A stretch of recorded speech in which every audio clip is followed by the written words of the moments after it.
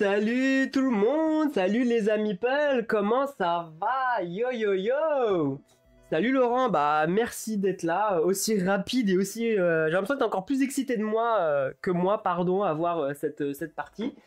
Hey, salut Dolmar, yo yo yo!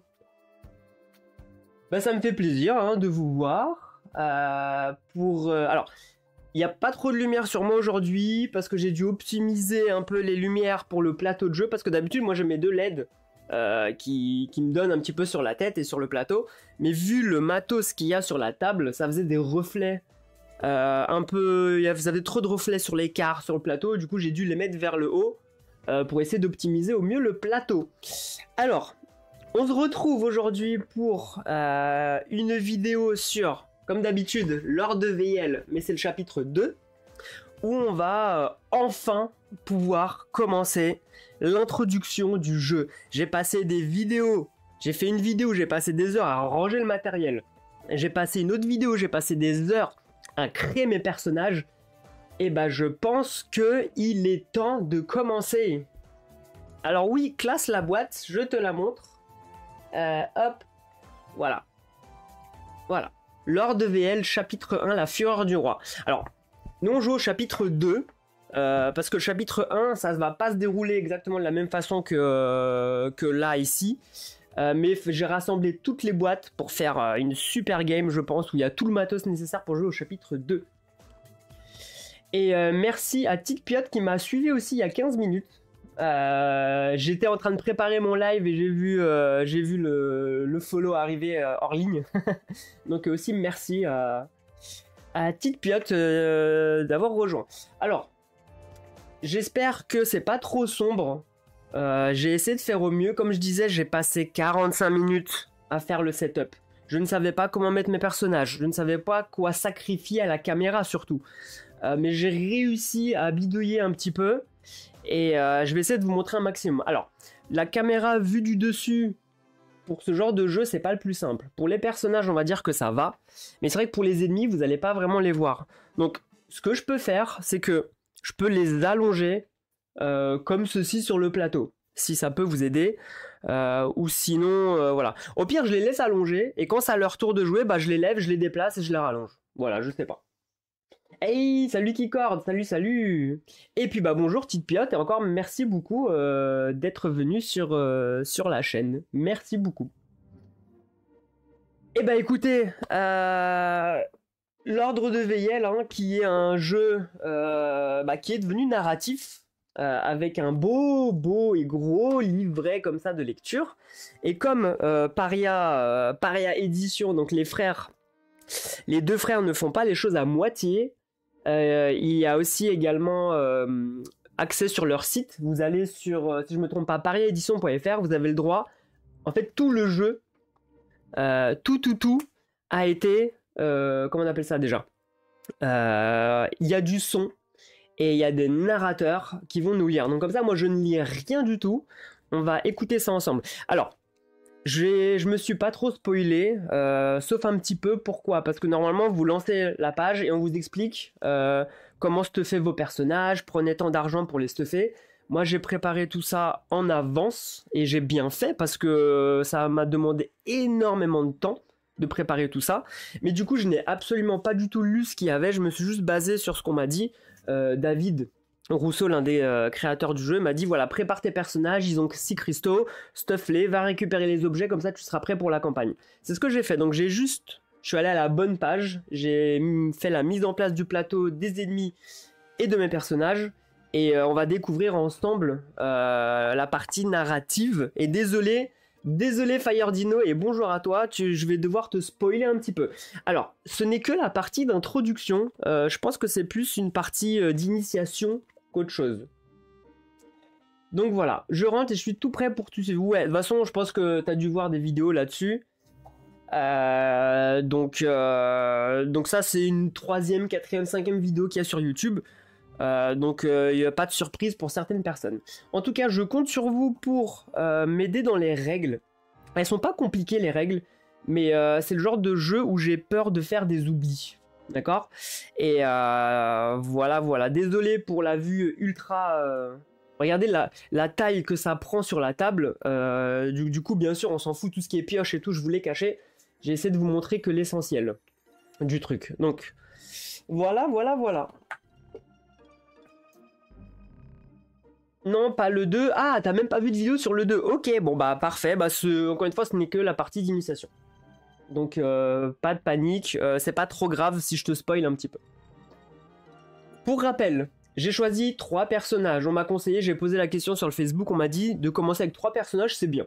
2, je me suis dit, c'est peut-être pas assez, je voulais un peu plus de créativité et de différents styles de combat. Du coup, je suis parti sur le gros bourrin qui est force de frappe et défenseur, qui est le briseur de horde, juste ici. Il est stuffé, je lui ai pris son briseur d'os, c'est son arme à deux mains qui pète, qui va tout casser, qui va fracasser des crânes. Je lui ai mis une armure, je lui ai donné un élixir de sacrifice également, attendez on va le lire. Je vous ai même préparé la petite caméra aujourd'hui, petite caméra déportée supplémentaire. Alors sans perdre son tour, le porteur perd la moitié de sa vitalité arrondie à la valeur inférieure, puis sa prochaine attaque réussit inflige 6 points de dégâts. Donc le gars il se sacrifie et il déchire tout sur son passage. Hop. Ouais, vous voyez je me suis investi dans le setup hein. 1, 2, 3 caméras en live les gars. J'ai tout donné sur ce live. Ensuite, j'ai l'illusionniste. Alors, j'avais aussi oublié hein, j'ai aussi trouvé les capacités. J'ai mis une capacité de niveau 1 ici sur le briseur d'horde. Qui est... Alors, attendez, ça, il y a une zone de flou, je sais pas. Ah, c'est peut-être ma caméra qui est sale. Alors, attendez.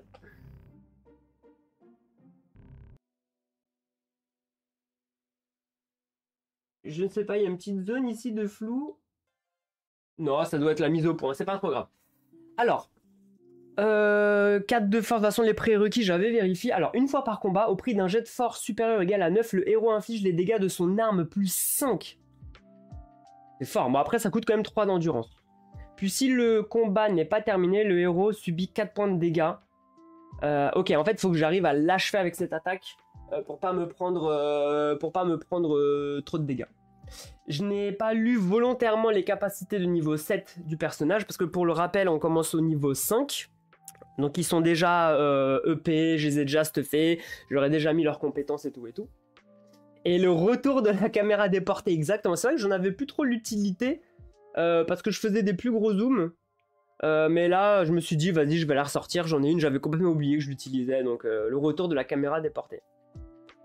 Exactement, c'est le finishim, comme tu dis.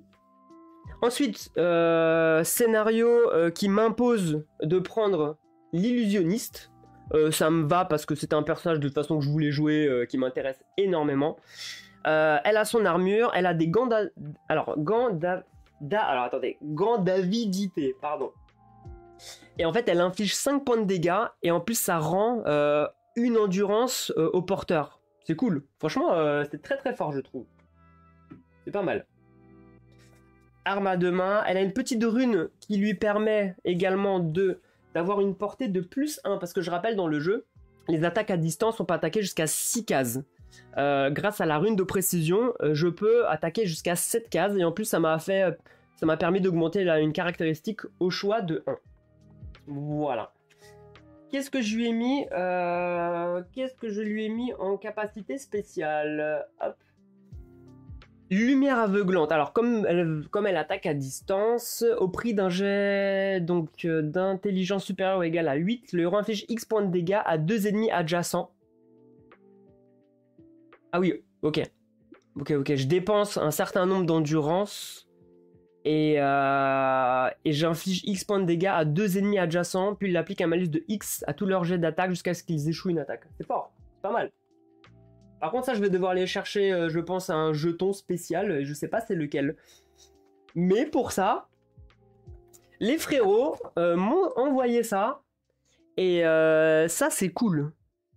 C'était quoi déjà? Puis ils appliquent un malus de X à tous leurs jets d'attaque. Alors, à votre avis, c'est lequel? C'est quoi? Lumière aveuglante. Est-ce que ça sera écrit lumière aveuglante? Talisman. Ah, c'est là. Ok. Bah, je vais peut-être déjà sortir le jeton, comme ça j'aurai pas à le chercher pendant 3 heures tout à l'heure. On va essayer d'aller trouver ça. Ça, il est noir comme ça. Ah bah parfait.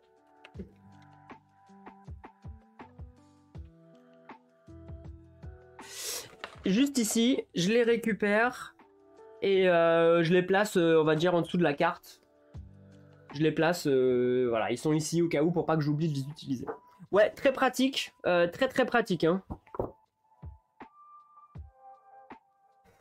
Alors, bonne compétence niveau 1 pour du monstre de base. Ok, tu pourras la mettre sur ton Discord pour que je puisse la récupérer. Ouais, avec grand plaisir, je vous la... Rappelle-le-moi tout à l'heure, je vous enverrai le fichier. Trop bien la feuille de jetons. Bah écoute, je crois qu'elle est dispo sur le Discord officiel, non? Sinon, si vous la voulez, je vous l'envoie en privé, y a pas de problème. Et en plus, vous savez, moi j'aime bien, je récupère, je la plastifie, hop hop hop, dans la boîte de jeu et je suis tranquille. Et pour finir rapidement, la Bardess, petite dédicace à Fire Dino, qui est son personnage préféré. Du coup, je l'ai pris pour lui. Qu'est-ce qu'elle a? J'ai un bâton de l'hérétique. J'ai un petit bâton de l'hérétique ici, qui inflige 7 points de dégâts au corps à corps, mais à distance, elle inflige 5 points de dégâts. De toute façon, la Bardess, je suis pas sûr de foncer dans le tas, elle va pas se taper avec sa guitare, elle va... Voilà. On va y aller mollo avec la Bardess, c'est quand même un personnage qui reste de soutien, soigneur, mais qui est quand même force de frappe, attention. Et sinon j'ai une petite armure, et j'ai une petite potion d'endurance, juste ici. Ça rend 2 points d'endurance par joueur. Donc vu que je pense que c'est un soutien, je vais utiliser beaucoup d'endurance avec elle. Je pense que c'est intéressant d'avoir une potion. Voilà, alors, et elle a, pardon, on finit juste sur les niveaux 1. Tir à bout portant, en fait voilà, au prix d'une attaque normale, si elle touche un ennemi qui a moins de 3 cases, le héros inflige plus de dégâts. Donc elle va quand même un petit peu au cac, et voilà. Donc voilà pour les capacités. Bah écoutez, je pense qu'on va pouvoir commencer, je vais pouvoir lancer l'histoire du jeu. Et alors désolé, quand j'ai feuilleté les premières pages, c'était quand même assez long. Il y a un gros chapitre narratif pour le début. Mais voilà, vraiment c'est pour faire honneur aux personnes. D'ailleurs la personne qui a fait la voix off est sur le Discord, donc bravo aussi à elle. Qui s'est tapé quand même des pages de doublage. Donc vraiment c'est cool. Donc, je prends mon petit livret de scénario. Juste là. Je vous le montre pas, je le garde dans la main et je vais couper le micro et on va pouvoir, je vais pouvoir vous faire profiter de ça tout de suite. Hop. Alors attendez. Je dois à chaque fois couper le son. Hop.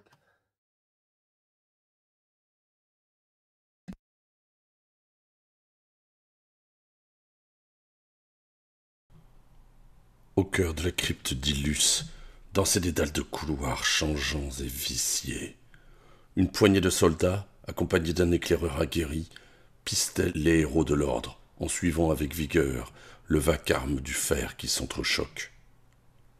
Non loin de leur position, à quelques dizaines de mètres, perdus au centre de ce labyrinthe corrompu, les héros affrontaient l'engeance des engences, l'émissaire de tout ce chaos enfanté par la haine. Alors que les flammes consumaient la pièce, un héros à bout de force s'apprêtait à porter le coup final. Épaulé par ses quelques camarades encore conscients, il trouva l'ouverture pour finalement abattre sa masse chargée d'une magie pure et puissante. Cet ultime assaut mit fin au funèbre règne du roi, libérant une quantité impressionnante d'énergie qui fit trembler la terre jusqu'aux plus lointaines régions d'Ednel. Cette campagne éreintante contre l'ancien monarque prenait fin. Ce jour, sonnant comme un renouveau, resterait à jamais gravé dans les mémoires. Nos 13 héros, accablés par la corruption, ne disposaient plus de la force nécessaire pour s'extraire des tréfonds de la crypte. Tandis qu'ils s'effondraient un à un au milieu des flammes, arriva in extremis à leur secours un détachement de valeureux guerriers mené par un éclaireur courageux.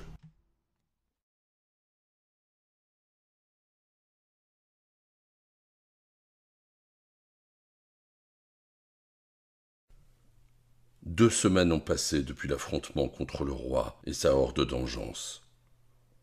Sauvé par un détachement de l'ordre, vous n'avez pas encore récupéré de vos mois de campagne. Malgré l'intervention des meilleurs alchimistes d'Ednel, vos corps meurtris et corrompus peinent à se remettre. Vous entendez d'ailleurs au détour d'une conversation le mot « miraculé ». Ce matin, alors que vous ouvrez vos yeux convalescents, croisant au passage le regard compatissant de vos camarades, un émissaire de l'ordre pénètre dans votre chambrée commune et entame une longue tirade. « Héros, héros du peuple, héros de l'ordre, que dis-je, légende, je suis honoré d'enfin vous rencontrer. Bien que cela importe peu, mon nom est Miur. L'on me dit que votre état s'améliore jour après jour. Les alchimistes me l'ont assuré, vous êtes tous sains et saufs. Les dieux sont à vos côtés, cela ne fait aucun doute. Seulement, vous n'êtes pas sans l'ignorer. La corruption poursuit sa malfaisance. Vos actes héroïques n'ont pas suffi à éradiquer la menace.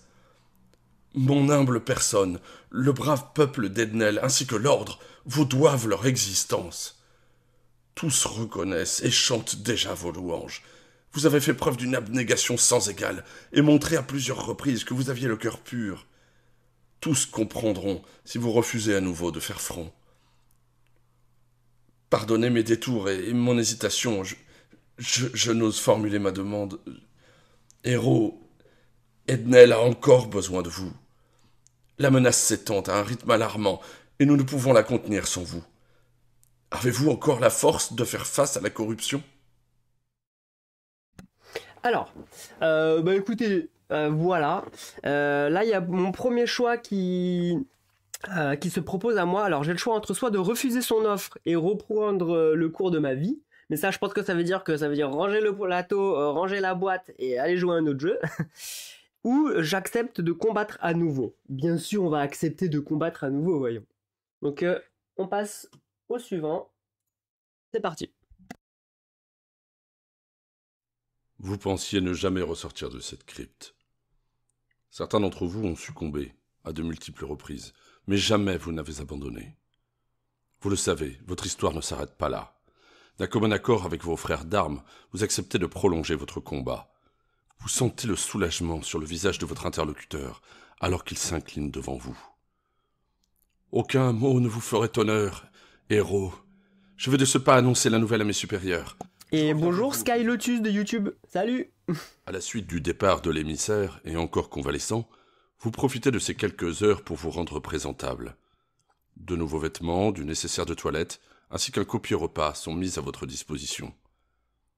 Vous êtes invité à vous joindre au conseil dans l'attente de commandement par un préposé.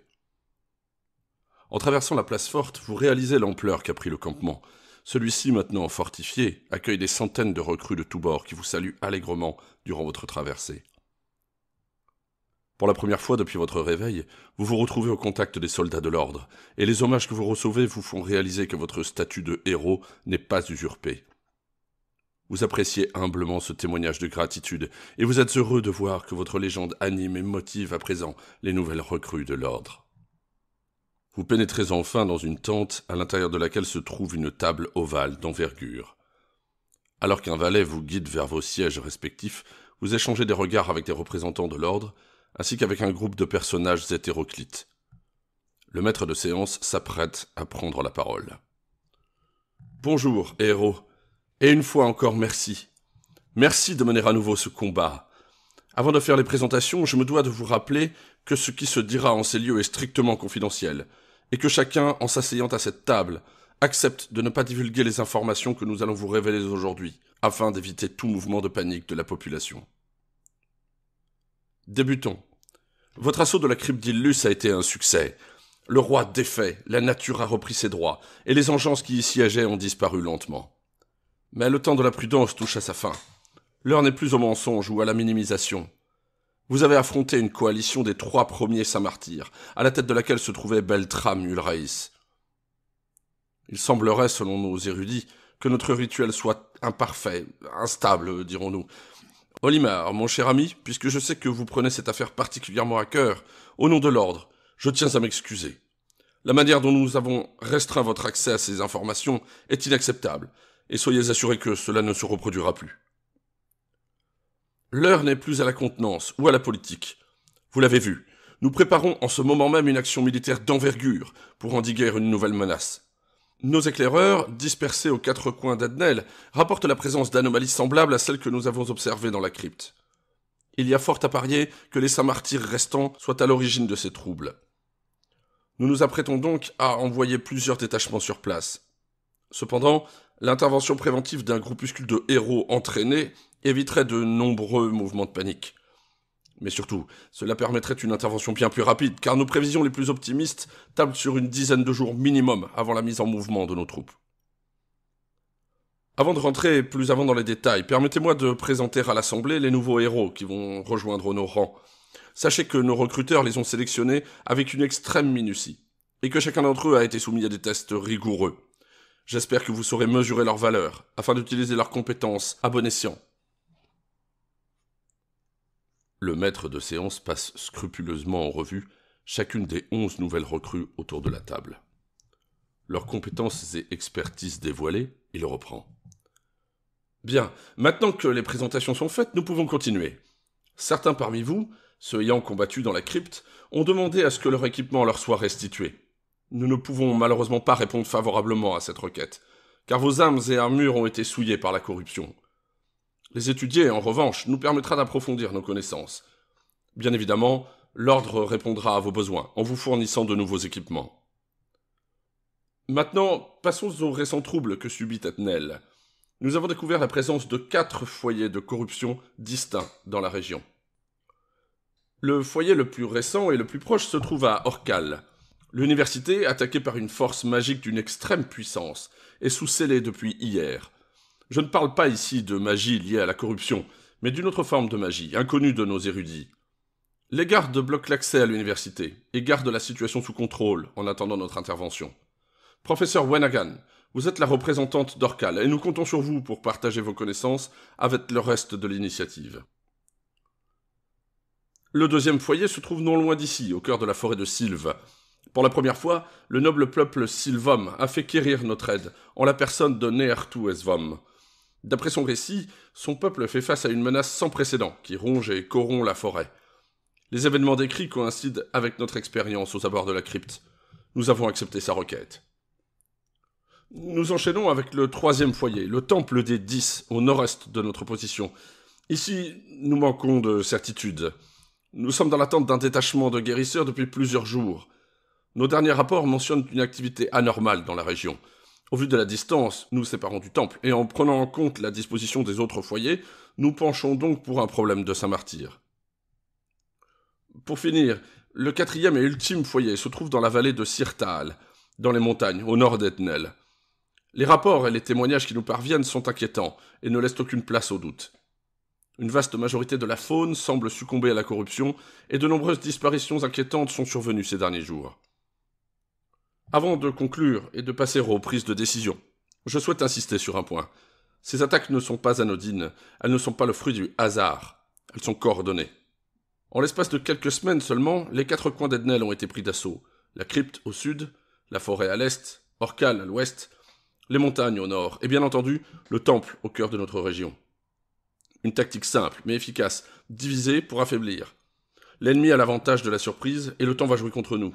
Cela implique que nous devons adapter notre stratégie, et malheureusement, jouer le jeu des Saint-Martyrs. Nous devons attaquer en même temps, et réussir chacun de nos assauts, au risque de perdre l'entièreté d'Ednel. Nous connaissons tous la propension de l'engeance à corrompre son environnement, et si nous tardons, nous sommes perdus. Nos armées ne peuvent intervenir à temps. Il est donc impératif que vous puissiez juguler l'expansion des foyers avant l'arrivée des troupes. Vous en savez maintenant autant que nous, héros.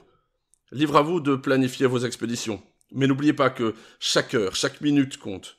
Durant le temps de votre réflexion, notre bureau s'occupera de la rédaction des documents officiels afin de faciliter vos échanges avec les autorités d'Ednel.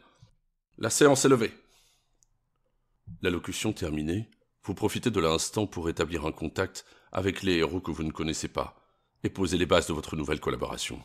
À la suggestion de Yaeln, l'érudit prend alors la parole afin de partager les informations recueillies dans la crypte, mettant de ce fait l'entièreté du groupe à niveau. Après un exposé un peu trop long de votre aîné, vous êtes dirigé par un émissaire vers une tente de ravitaillement. Alors, Alors oui, c'était un petit peu long au début, pour vous montrer à peu près que c'est quand même 2 pages, 3 pages de lecture. Là en fait ça s'est arrêté. Juste ici, pourquoi? Parce que c'est là où en fait le scénario il vous dit de préparer vos personnages. Donc moi tout ça je vais le skipper parce que c'est déjà fait. En gros ils me disent de mettre les héros niveau 5, prenez 6 cristaux, achetez vos équipements, blablabla, blablabla. Donc ça je le passe. Si je fais suivant ici. Ok. Chaque joueur choisit son ou ses héros sans leur équipement de début de partie. Ça c'est la voix de... Chaque héros possède une capacité de C'est niveau. la voix d'un des frangins, je crois que Tous c'est la les voix héros d'Alexandre. sont au niveau 5. Les joueurs obtiennent 6 cristaux par héros qu'ils contrôlent. Là je le passe, on s'en cristaux. fiche. Tandis que chacun tente de trouver chaussure à son pied, le prodige, maintenant membre à part entière de votre équipe, en profite pour prendre la parole. Celui-ci vous présente des catalyseurs à la couleur pourpre inquiétante, résultant de ses travaux sur la corruption. Je vous présente ma dernière innovation, de la corruption catalysée et maîtrisée. J'ai longtemps travaillé sur vos armes et armures corrompues, et je suis enfin parvenu à l'extraire de façon contrôlée et contrôlable. Ces catalyseurs permettent d'utiliser une infime partie du pouvoir du roi. Mais bien évidemment, cela a un coût. Soyez sûr de ne pas en abuser. Là pareil je passe parce qu'il me dit de récupérer un catalyseur de corruption, je les ai déjà pris. Ok, je fais suivant, et après c'est fini. Bientôt fini. Vous inquiétez pas, on va pas recommencer la game. Désormais, équipés et prêts à prendre la route, vous annoncez votre plan aux représentants de l'ordre, avant de quitter le camp fortifié. Vous avez décidé de scinder vos forces en 4. Par groupe de 6, vous partirez en direction d'un foyer choisi en fonction de vos expériences et affinités. Pendant une demi-journée, vous vous dirigez vers le nord afin de rattraper les axes routiers. À la tombée de la nuit, vous dressez votre campement de fortune au croisement de sentiers fréquentés. Et à l'aube, chaque groupe se dirigera vers l'un des foyers de corruption. Alors que vous montez la garde au creux de la nuit, avec une poignée de vos compagnons, des bruits suspects vous alertent.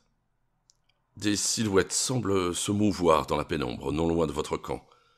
N'étant pas sûr qu'il s'agisse d'une véritable menace, vous laissez dormir vos camarades, et accompagnés des autres sentinelles, vous vous enfoncez dans la nuit, afin d'en avoir le cœur net. Guidé par les bruits suspects, la menace se précise finalement alors que vous êtes à plus d'une centaine de mètres du camp. Des créatures reconnaissables émergent de l'obscurité. Et bah voilà, et donc là en fait la game, elle commence. Je remets ma musique de fond.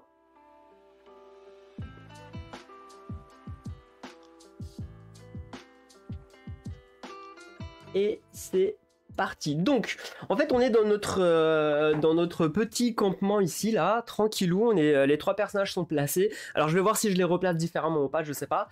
Et en fait, il y a des ennemis qui approchent. Donc là, il y a le chien. Là, il y a un zombie. Là, il y a la goule. Là, il y a un... Comment ils appellent ça? C'est un archer-squelette. Et non, ça, c'est un zombie, pardon. Et lui, il est où? C'est le guerrier zombie. Alors, les personnages, les ennemis, je les ai mis là, sur le côté. Mais bon, je vous lirai à chaque fois les cartes. Je vais pas m'amuser à faire 40 millions de zoom à chaque fois, ça va être un petit peu compliqué. Donc pour la mise en place, donc ça a été fait. J'ai juste pas pris les événements encore. Du coup, pour ceux qui savent pas en gros comment ça se lit, les événements. Là, je suis à 3 joueurs, j'ai 3 personnages, donc je suis censé prendre tout ce qui est là et là. Là, il y a rien, donc c'est pas grave. Je dois récupérer dans les événements réanimation et objets perdus. Et on va pouvoir commencer la bataille. Donc, réanimation. J'ai objet perdu. Je vais pas les lire tout de suite. Ça va être surprise. Même si je les connais déjà les cartes. Réanimation, je crois que ça avait une tête de squelette, un truc comme ça, non? Ouais, elle est là. Je me demande si on est obligé de... Pour la mise en place, je sais pas si vous savez, si on est obligé de prendre ces cartes-là. Ou si on peut aussi partir sur du pif. Ou je sais pas. Ou peut-être que c'est vraiment fait en fonction du scénario. Donc ah, ça par contre ça va être compliqué à gérer. Les tuiles qui bougent. Moi qui suis un maniaque, il faut que ça soit toujours droit, ça m'énerve. Allez, je mélange les cartes. Carte événement, je vous rappelle, on la tire si je fais un résultat en dessous de 5. Donc j'ai un événement qui me tombe sur la tête. Voilà, c'est pas cool. Et on va pouvoir commencer la game. Alors, ici, j'ai remarqué qu'il y avait un petit passage secret où en fait je suis en hauteur.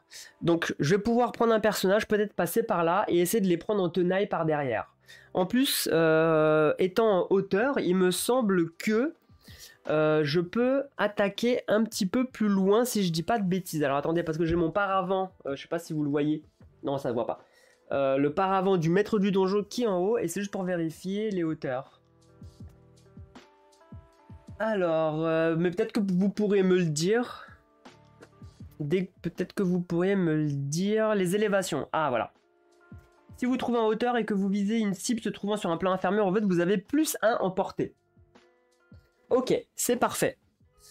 C'est parfait, c'est parfait. Donc, au milieu, j'ai mon briseur de horde. Ok.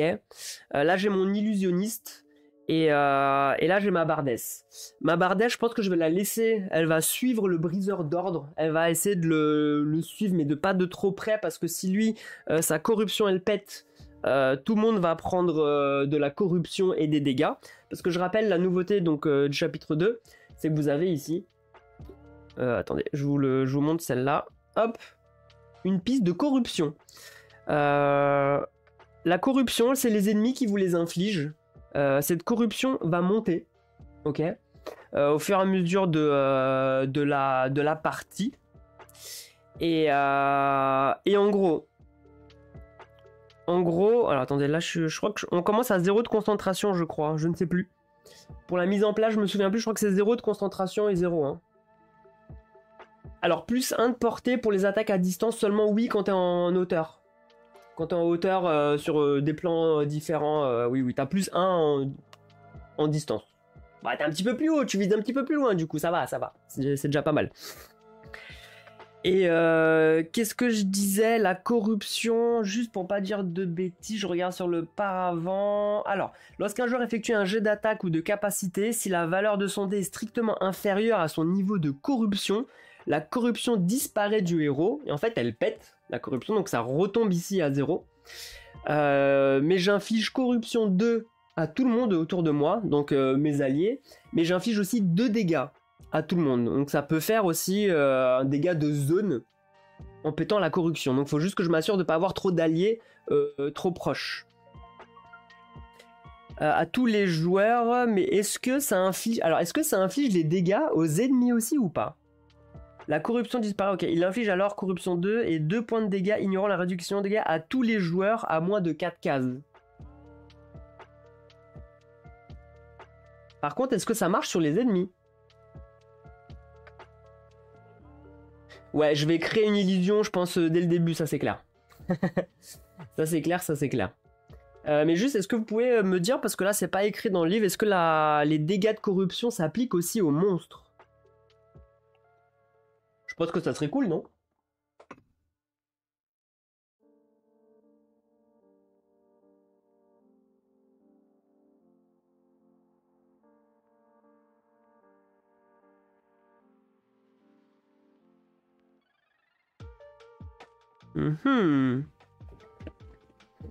Je ne sais plus. Règle du jeu. Bah ouais, c'est pour ça, joueur, c'est pas monstre, je suis d'accord avec toi. Ignorant les gars, tous les joueurs. Oui, tous les joueurs. Bah c'est dommage. J'aurais voulu l'infliger aussi aux monstres. Je pense qu'ils sont déjà assez corrompus comme ça. Alors comment se passe un tour? D'abord les héros jouent, d'accord? Et après c'est les ennemis qui jouent. On a le droit en gros à faire 2 actions. Avancer jusqu'à 4 cases. Et ensuite attaquer, etc., etc. Par contre je ne peux pas avancer de 2, faire une attaque et re-avancer de 2. Je dois faire entièrement mon déplacement au premier coup. Pour les ennemis c'est pareil, les ennemis avancent aussi de 4 cases. Et on a des ennemis qui sont défensifs, on a des ennemis qui sont agressifs et on a des ennemis à distance. Et ils ont exactement la même chose, c'est-à-dire qu'à distance les ennemis peuvent me toucher à 6 de portée. Donc en gros c'est parti.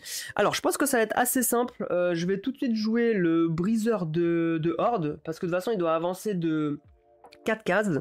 Il va se rapprocher des monstres. Donc lui de toute façon il avance. Il fait 1, 2, 3. Attends, je regarde. 1, 2, 3, 4. Donc en gros je peux l'avancer pour le moment jusqu'ici. Je sais pas si... Je peux essayer de vous la jouer comme ça, avec... j'avance et je les allonge. Comme ça, pour dire que c'est fait, en fait. Ah, ok. Ouais, je ne connais... Je suis pas... J'adore Star Wars. J'adore les films, et j'ai pas de jeu Star Wars. C'est vrai, j'ai pas là-dessus. Je regarde un petit peu les capacités, il a quoi? Le briseur de horde, il a extirpé. Ça me rappelle notre partie sur Tabletop, sur le deck building Fayardino. J'ai extirpé, je peux aller taper, le ramener vers moi et lui infliger des dégâts. Et j'ai la fameuse charge dévastatrice où en fait je fonce dans le tas et je défonce tout le monde. Ça c'était... je l'ai bien utilisé ça dans la partie deck building. C'était fort intéressant. Du coup on va faire pareil avec la Bardesse. Je vais tout simplement, je pense, avancer. Alors...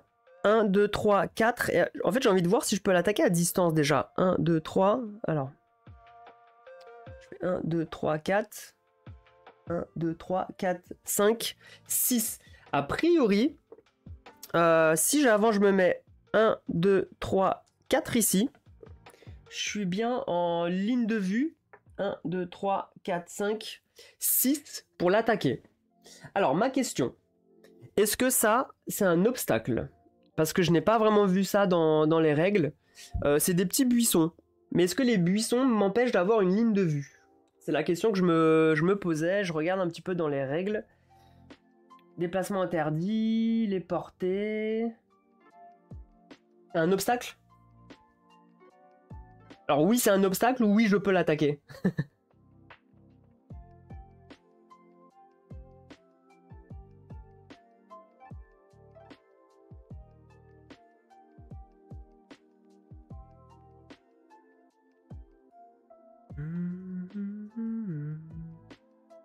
Ok, donc c'est un obstacle, donc je peux absolument pas du tout l'attaquer tout de suite.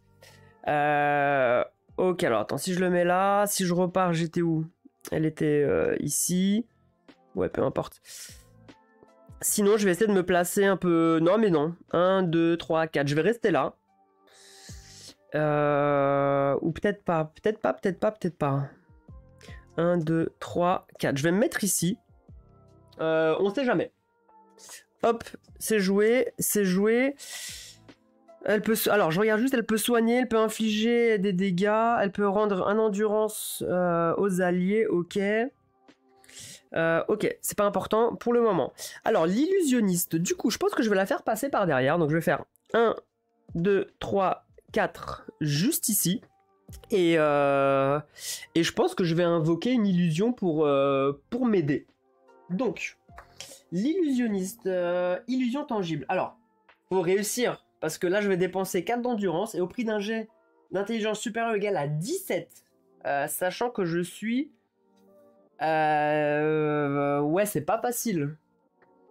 Parce que sur son intelligence à elle, là ça se voit pas, je suis qu'à 9. Ce serait quand même ballot de perdre... Je vais pas l'invoquer tout de suite.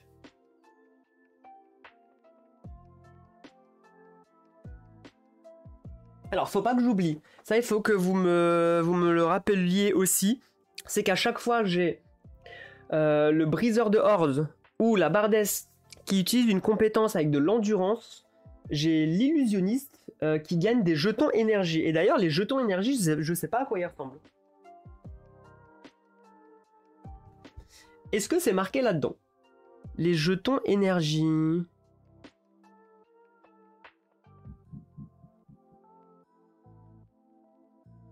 Ah oui, l'énergie de l'illusionniste. Ok, faut que j'aille récupérer ça. Alors.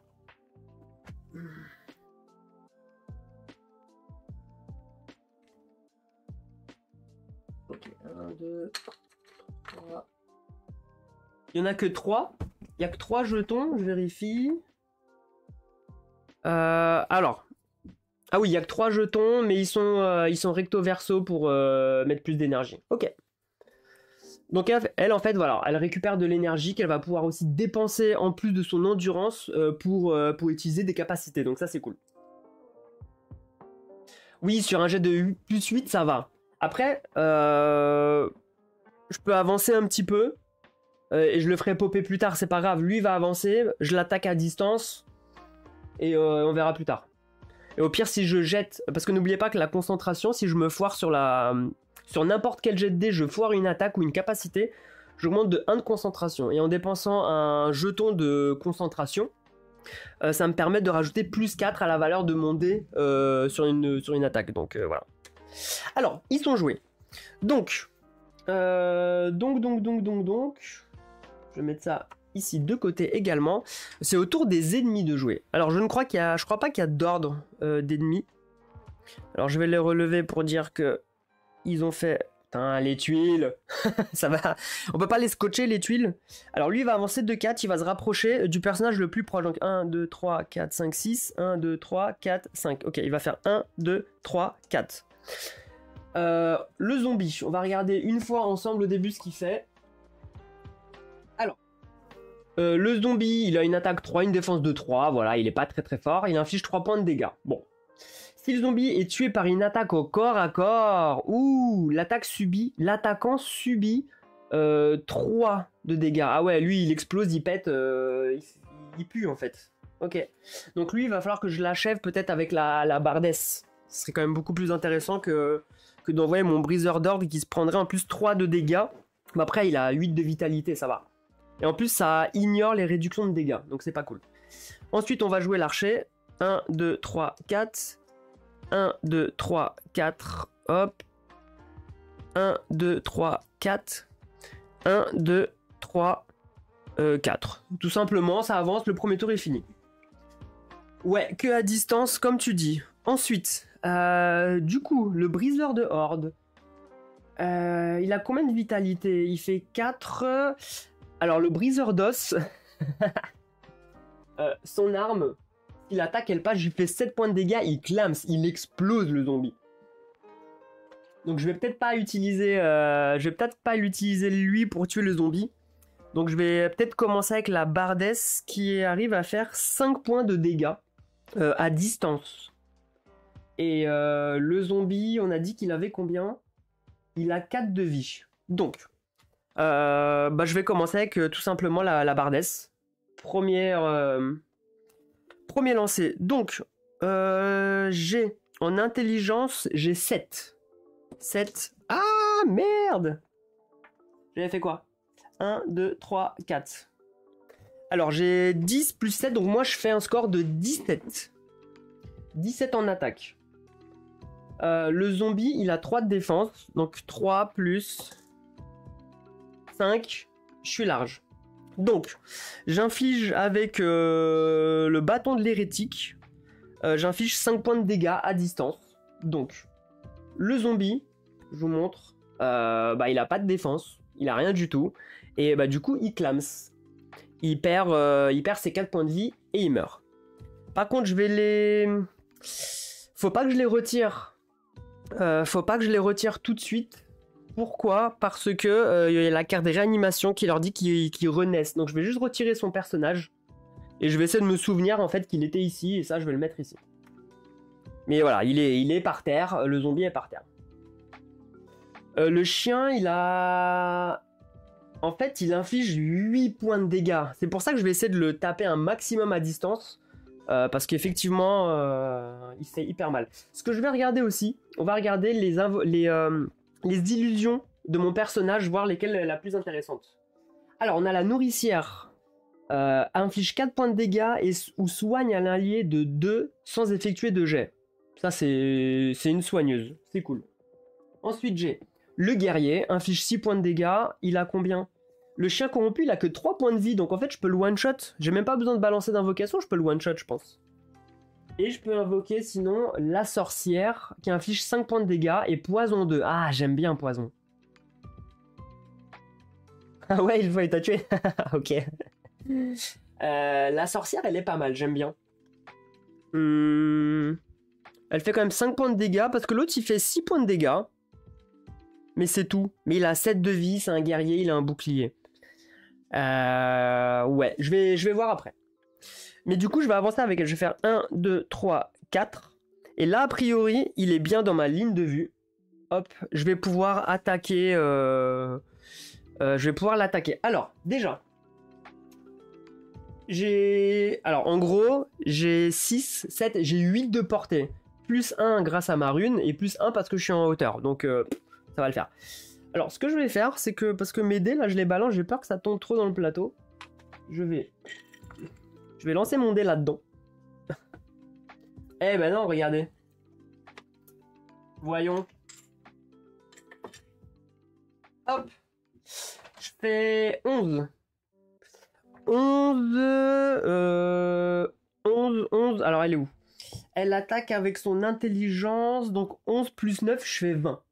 Donc c'est plutôt... 20, c'est pas mal. Lui se défend, le chien, il a 4 de défense. 4 plus 4, ça passe. Ça passe. Alors, n'oubliez pas de me dire si j'oublie, si je fais des scores en dessous de 5 pour faire des événements, ok? N'oubliez pas ça. Donc, je lui inflige 5 points de dégâts. Eh, j'aurais dû utiliser l'illusion. Pourquoi? Parce que elle, à chaque fois qu'elle inflige des dégâts, elle augmente de 1 son endurance. Donc, j'aurais dû d'abord invoquer... Oui, la réglette, elle est fournie. Et en fait, regardez comment elle s'appelle. C'est la règle de la mauvaise foi. En cas de désaccord ludique. C'est fun. Elle est fournie dans le jeu. Effectivement, oui.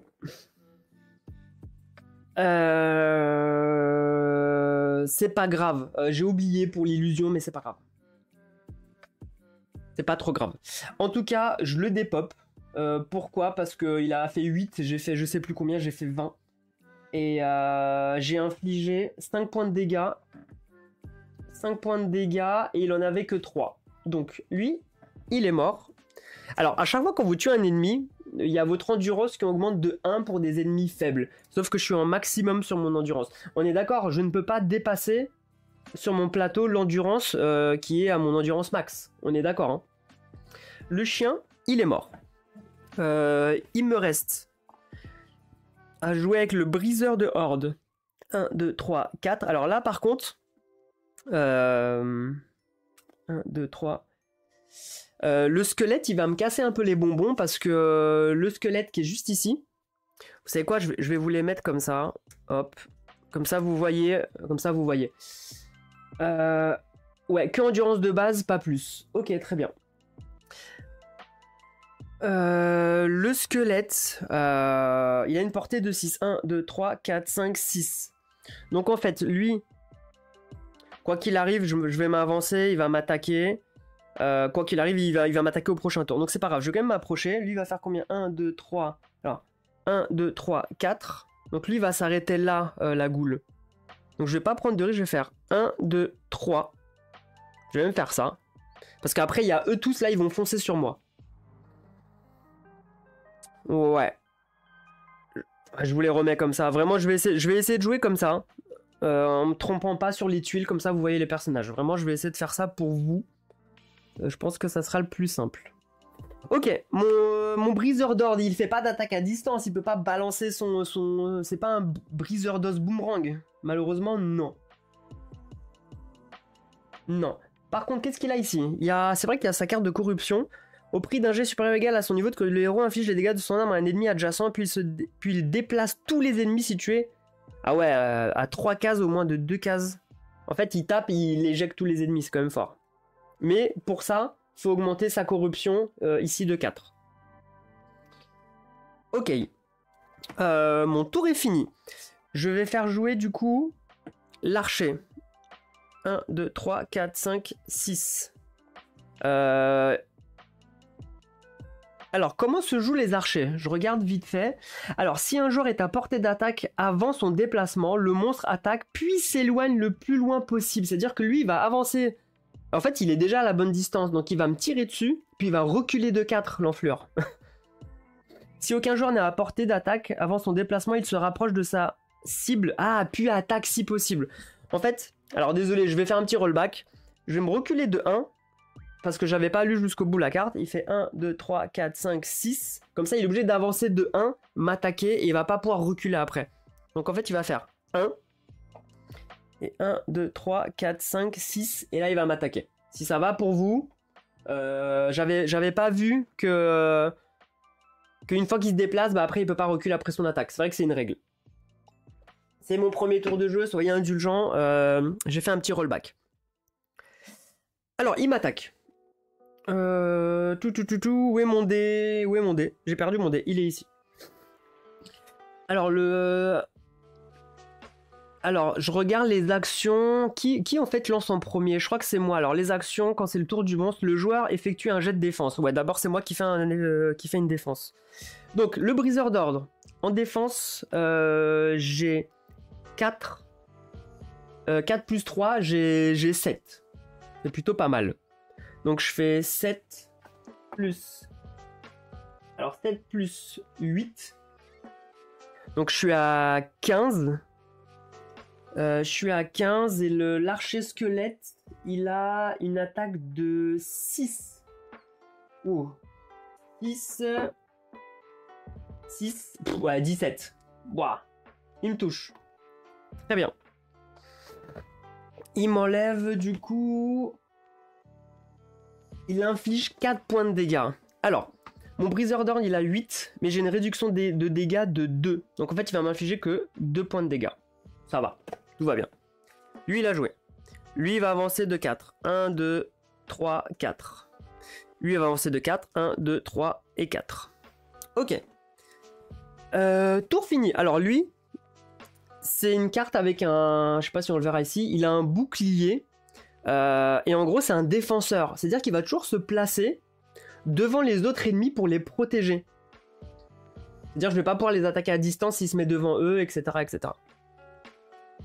Donc lui il est là, lui il est là. À mon tour. Je vais descendre avec l'illusionniste déjà. Donc je vais faire 1. Là ça coûte 2. Donc le GTA ça fait 1. Donc ça fait 1, 2, 3 et 4. Par contre je finis ici. 4, mais est-ce que je suis à portée? Ici est-ce que ça passe? Est-ce que je peux tirer au-dessus du tronc d'arbre? Qu'est-ce que vous en pensez? Ligne de vue, c'est tiré au-dessus d'un tronc d'arbre. Je sais pas si on le voit ici. Ouais, ça... Alors, c'est comme si qu'en fait j'étais là a priori, je peux tirer au-dessus de l'arbre. Ça n'a pas l'air d'avoir trop d'impact. Je vais balancer du coup une illusion. On va essayer. Qu'est-ce qu'on fait? Eh bah, je pense que je vais envoyer...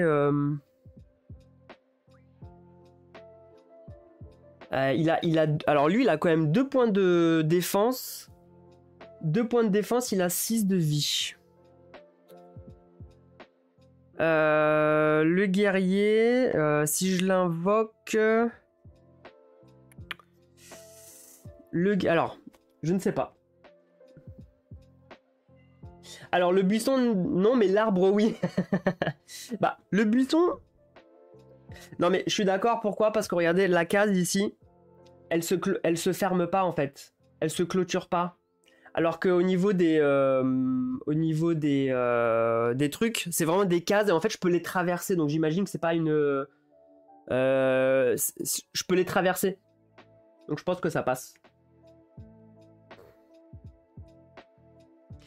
Qu'est-ce que je fais? Est-ce que je l'attaque à distance? Ouais, j'ai envie de lui envoyer la sorcière. Pourquoi? Parce qu'elle a poison 2.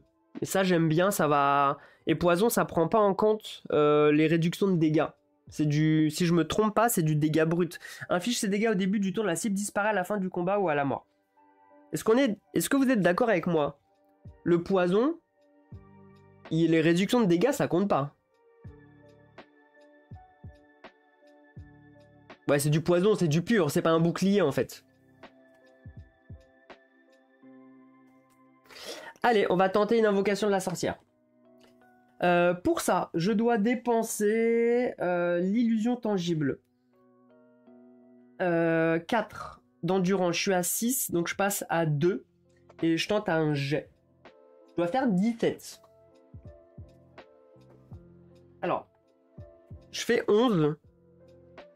11 plus 9, ça passe. Mon invocation débarque sur le terrain. J'ai dit que je prenais la sorcière. Elle est là. Hop. comment ça se passe? Alors, invoque une illusion sur une case adjacente qui joue son tour après l'illusionniste. Donc elle, je la fais apparaître ici. Juste là. L'illusion disparaît à la mort. Et en fait, elle, la sorcière, maintenant, en fait, j'ai la carte. J'ai sa carte. Juste là. Hein. Elle a 6 en attaque. Elle affiche 5 points de dégâts, 4 points de vie. Elle a un petit bouclier. C'est pas mal. Donc, ma sorcière, je la mets sur le plateau pour pas oublier de la jouer. Elle joue en fait, tout simplement. Je vais me pousser. Elle a une distance aussi de 6. Je vais faire 1, 2, 3. 1, 2, 3. Non, après il sera au 4. Je vais peut-être me mettre là, je vais voir. 1, 2, 3, 4, 5, 6. Et je le touche. Donc. Je regarde.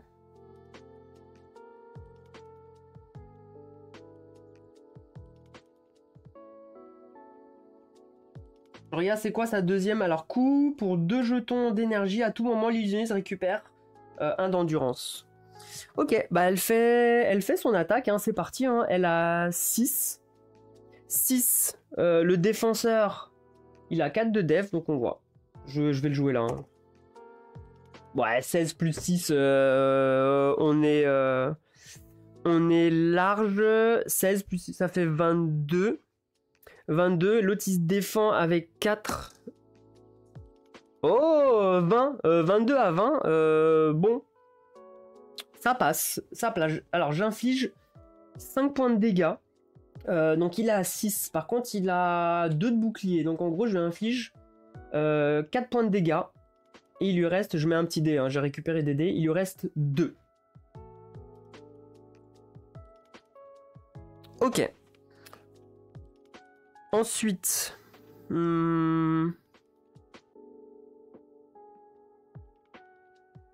nourricière, on l'utilise, ouais. Alors je vais aller déjà, je l'ai empoisonné, je vais aller chercher mon petit jeton de poison déjà. On va pas l'oublier ça quand même.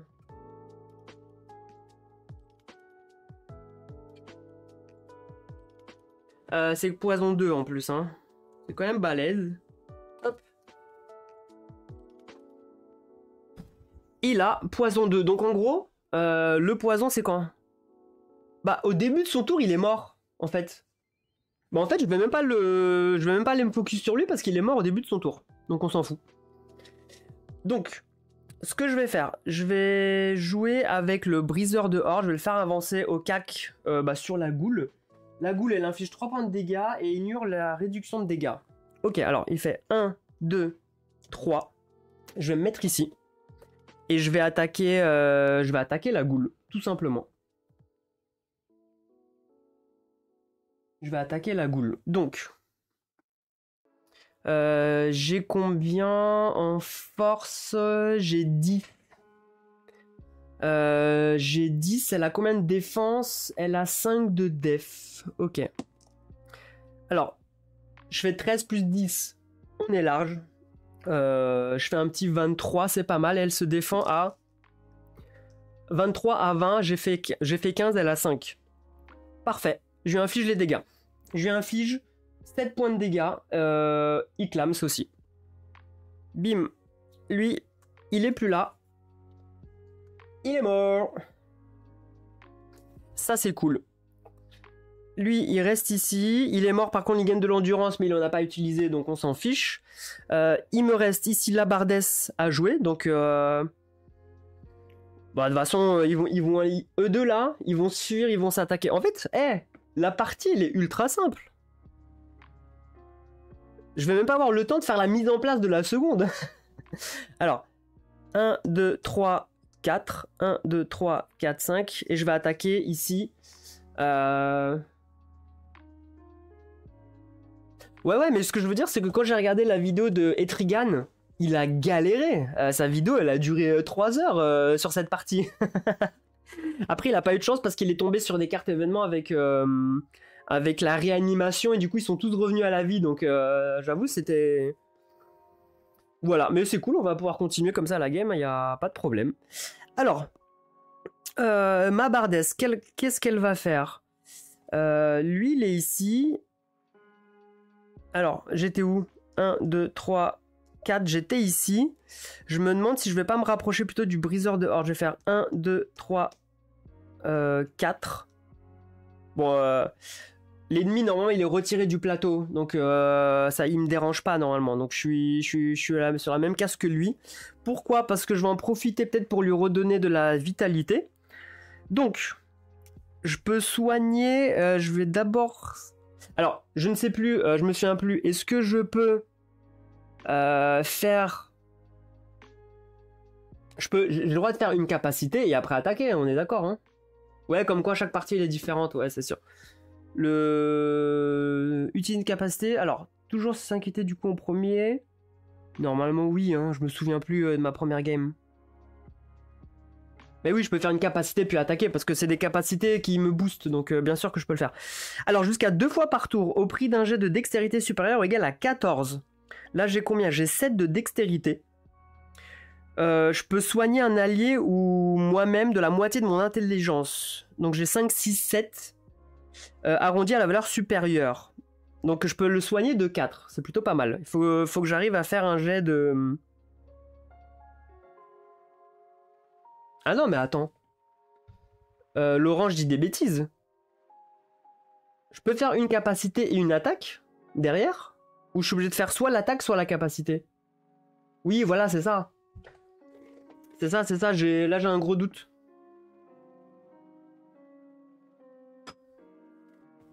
Ouais, c'est une des deux. Bah écoute, j'ai peut-être pas besoin de le soigner alors tout de suite. Non, bah je pense que je vais juste l'achever. Alors, l'archer squelette, il a 5 points de vie, mais il a 1 de défense. Ah,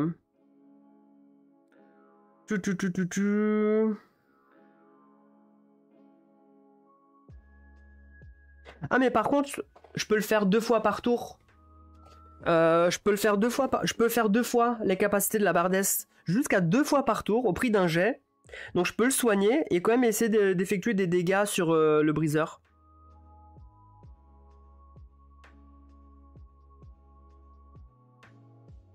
Et en plus, elle fait une attaque aussi parce qu'elle inflige un nombre de dégâts égal à la moitié de son intelligence à une cible. La moitié de son intelligence. Donc pareil, je suis à 7, je pourrais lui infliger 4 dégâts. Oui, quoi qu'il arrive, c'est pas assez. Ah mais en gros je peux faire 2 fois. Je vais le tenter 2 fois. Jusqu'à 2 fois par tour, je vais le tenter 2 fois l'attaque, comme ça je vais peut-être pouvoir l'achever. Alors j'utilise un d'endurance. Au prix d'un jet dex, il faut que je fasse supérieur ou égal à 14 pour la dextérité. Supérieur ou égal à 14. Oh, et bah voilà. C'est foiré.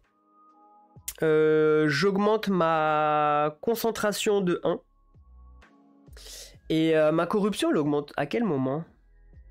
C'est où déjà?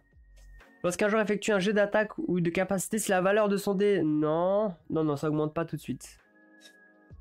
Donc là, s'il y a réanimation, les gars, ça pue. S'il y a réanimation, les gars, ça pue. Ouais. Et bah surprise. Et bah voilà. J'ai parlé un petit peu trop vite. Alors au début du tour du maître du donjon, celui-ci ressuscite tous les monstres morts. En fait, ils reviennent tous. Pendant ce tour, ils ont 1 point de vie et peuvent attaquer directement. Aïe aïe aïe. Aïe aïe aïe. Alors c'est au début du maître du donjon, donc là... Ouais mais regarde. Ouais non. Ouais c'est quand on utilise l'arme, t'as raison. Bon. Bon. En tout cas je vais foirer. Ce que je peux faire c'est que je peux le retenter une deuxième fois, donc je réutilise un d'endurance. Faut que je fasse supérieur ou égal à 14. Oh, j'ai fait 20. J'ai fait 20, mais sur une capacité... Alors, qu'est-ce qui se passe sur une capacité quand on fait une attaque critique.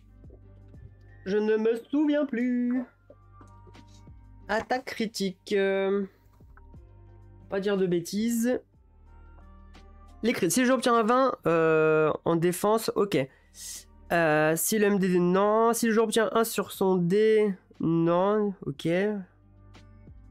Si je obtiens un 20 et le MDD obtient un 1, non. Bon, non, ça change rien. On appelle ça une réussite critique. Les joueurs touchent obligatoirement et infligent le double des dommages. On double l'attaque ou on gagne la def.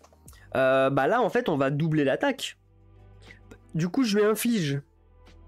À lui, je lui inflige 4 points de dégâts parce que je lui inflige la moitié de mon intelligence. Donc je suis à 7 et la moitié au super. Donc je lui inflige 4. Donc je lui inflige 8 alors. Je lui inflige 8. 8 sur l'archer squelette. Il a 5. Bah, plus son bouclier, il clame. Ok. Alors. Il meurt. Je gagne 1 d'endurance parce qu'il est mort. Voilà. Ça, c'est très très bien. Par contre, j'ai pas fini mon tour, les gars. Lui, il est empoisonné. Donc, il se réveille. Il clame parce qu'il a 2 de poison. Donc, il meurt. Je retire ici le poison. Qui c'est qui a infligé le poison déjà? C'est mon illusionniste. Il clame. On est d'accord. Alors, normalement, j'ai fini la game. Sauf que... réanimation, ils vont tous renaître. Sauf que ils vont tous renaître avec 1 point de vie. Donc, il renaît. Il était où? Il renaît. Je remets le chien errant juste ici. Et en fait, ce qui m'inquiète, c'est qu'ils vont tous m'attaquer. Et la goule, la goule, elle était ici. Hop. Et le zombie, il était là. Et voilà, je peux retourner leur carte. Et c'est reparti. Et là, ils vont tous m'attaquer un par un. Alors, attends. Au début du tour, celui-ci aussi tous les monstres morts pendant ce tour. T'as raison. Bien joué. Il était mort. Le zombie était mort. Est-ce que la goule était morte, les gars? Est-ce que la goule était morte? Je me souviens plus. Bien joué, Sorcellus. Bien joué. Heureusement que t'es là aussi. Hein. Quand on foire une attaque de 0,5, on prend une carte. Ouais. La goule, je l'avais tuée juste avant. Je crois que la goule, elle revient. Hein. Je crois que la goule, elle revient, les gars. Je vais la faire revenir. Mince, je sais plus où est-ce qu'il était. Il était là. Je vais la faire revenir, la goule. Donc lui, il est là. Lui, il est là. Lui, il est ici. Lui, il est là. Et la bardesse, elle est là. Allez, on va faire popper la goule. C'est pas grave, ça me va. On va faire popper la goule. Alors, ils ont tous, par contre, que 1 point de vie.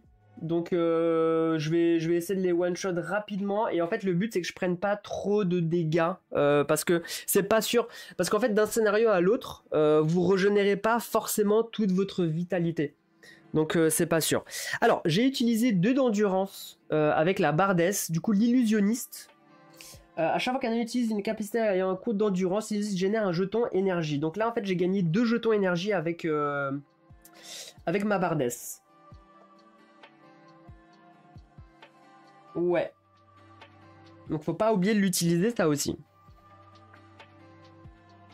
En fait, c'est ouais, si tu fais pas de jet foireux, ouais, c'est ça. Du coup, c'est parti.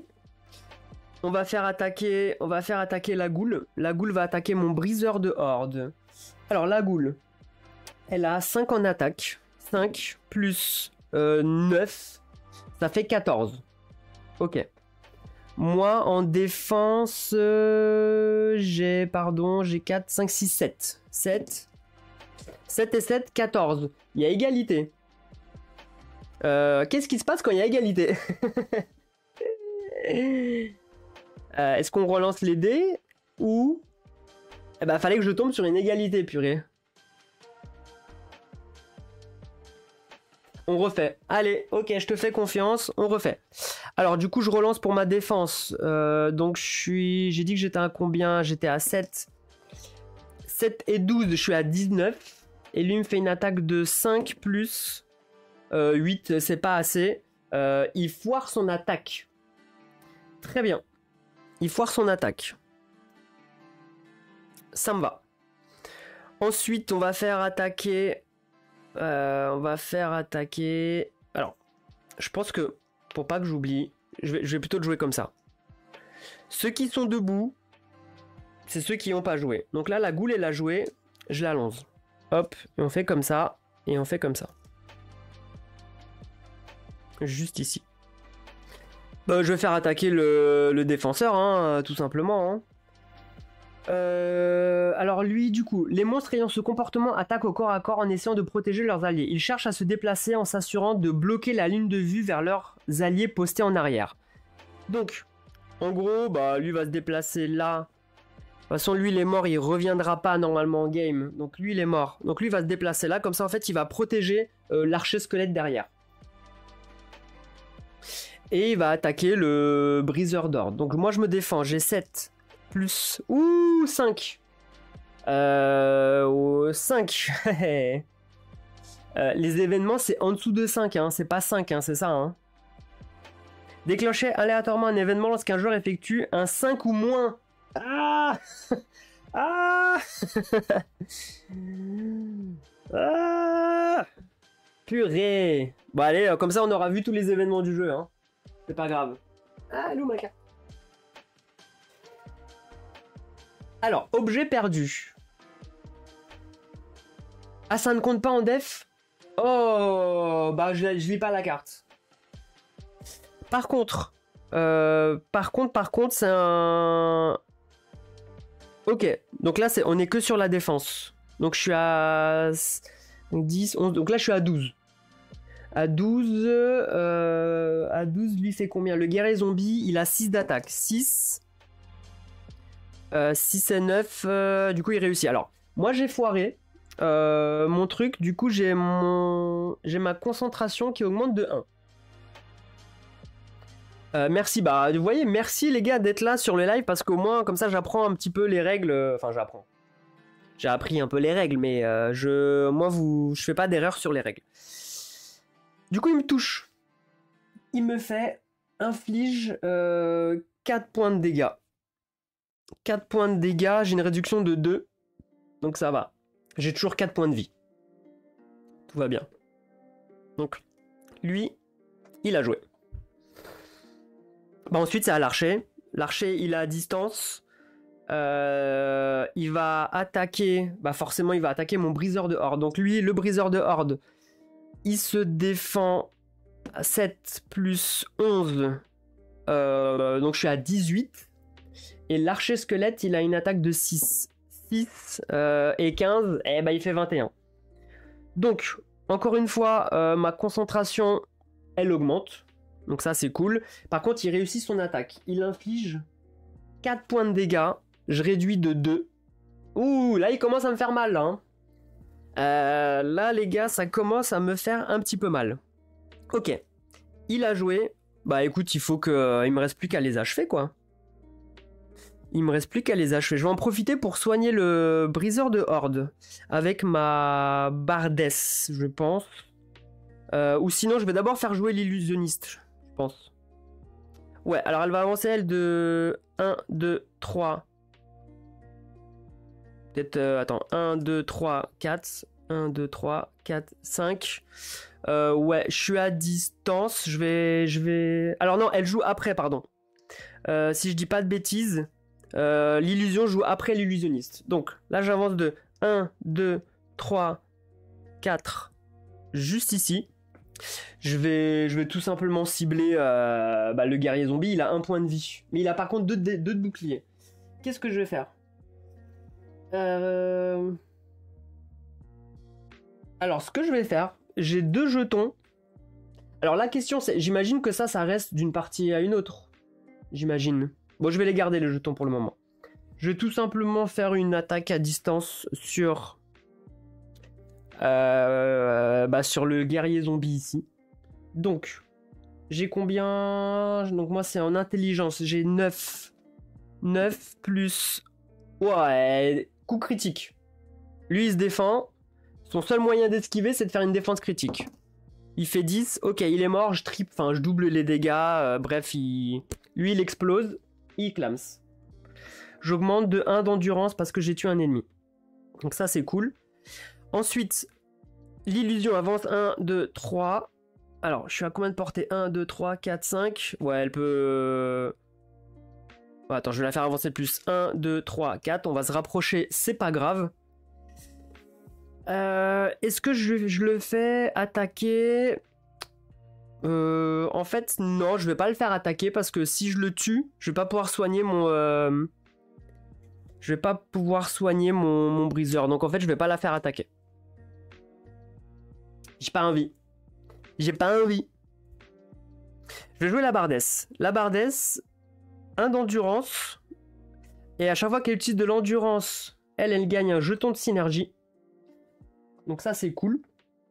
Et je vais tenter de soigner le briseur de horde. Donc je dois faire, j'ai dit combien?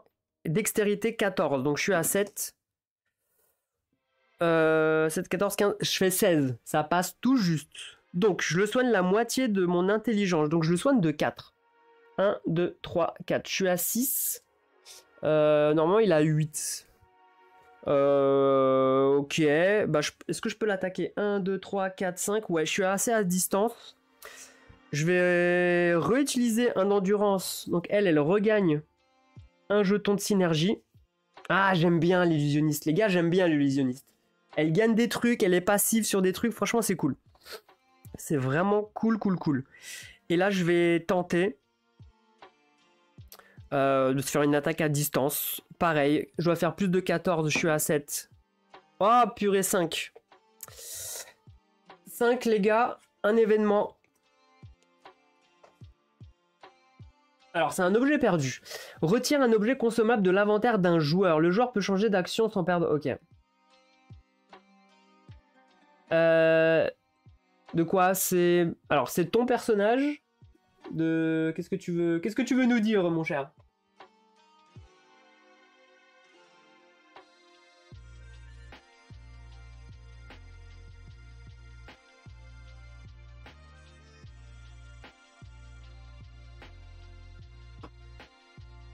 Ah, c'est ton personnage. Ah ouais, mais je pense que c'est le personnage de tout le monde, l'illusionniste. Il y en a beaucoup qui l'aiment.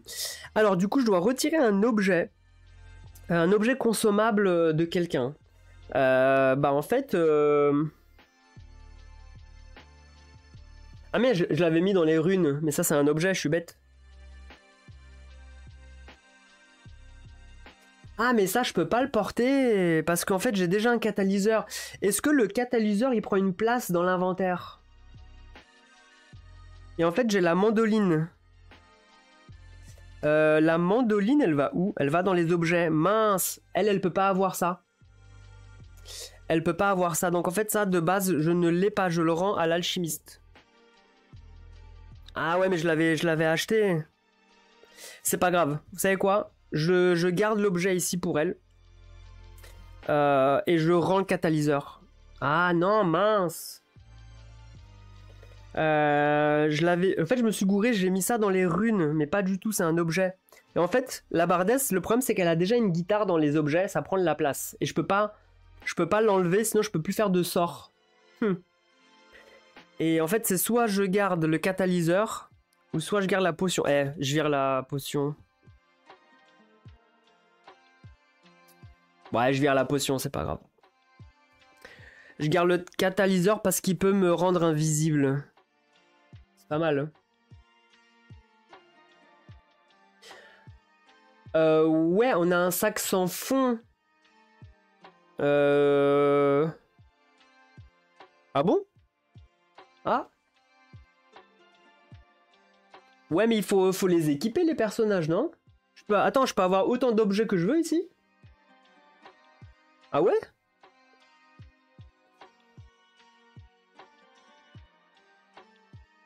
Ah mais ça veut dire que... Non mais il est à part. Il est dans un 5 en commun. Ouais voilà, je peux le garder dans le sac. Je peux le garder dans le sac. Mais je veux dire, pendant la partie, j'ai que 2 emplacements, non? Sur mon personnage. Ou pas? Je veux bien une petite précision là-dessus. Oui voilà. Ok, donc en fait, ça, je vais le mettre dans mon sac. J'ai dans mon sac sans fond, comme vous dites. Donc là, je vais le garder de côté. Hop, ça c'est mon équipement. Et là, par contre, je dois, quoi qu'il arrive, je dois supprimer un consommable. Donc en fait, je vais supprimer l'élixir de sacrifice de mon briseur de horde. Ouais, tant pis. Tant pis. Ok, donc j'ai fait 5. 5 plus 7, c'est pas assez. Je foire mon attaque, donc j'ai ma concentration qui augmente encore de 1. Est-ce que la concentration retombe à 0 lors du prochain combat?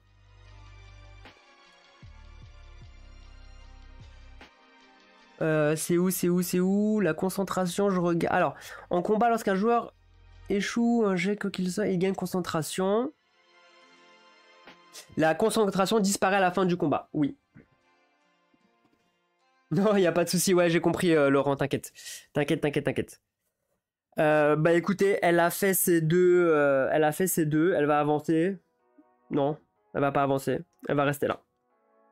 Là, il me reste plus que mon briseur de horde, hein, donc j'avance, je fais 1, 2, je vais taper le zombie. Je pense qu'il y a peu de risques que je foire quand même mon coup. Je pense qu'il y a quand même peu de chances que je foire mon coup. J'ai une force de 10. Enfin, je dis ça, mais... 10 plus 10, ça fait 20. L'archer squelette, il se défend à 2. Il fait 4. Le coup est réussi. Il a que 1 point de vie. Donc, il clams. Et bah là, la game, elle est bouclée.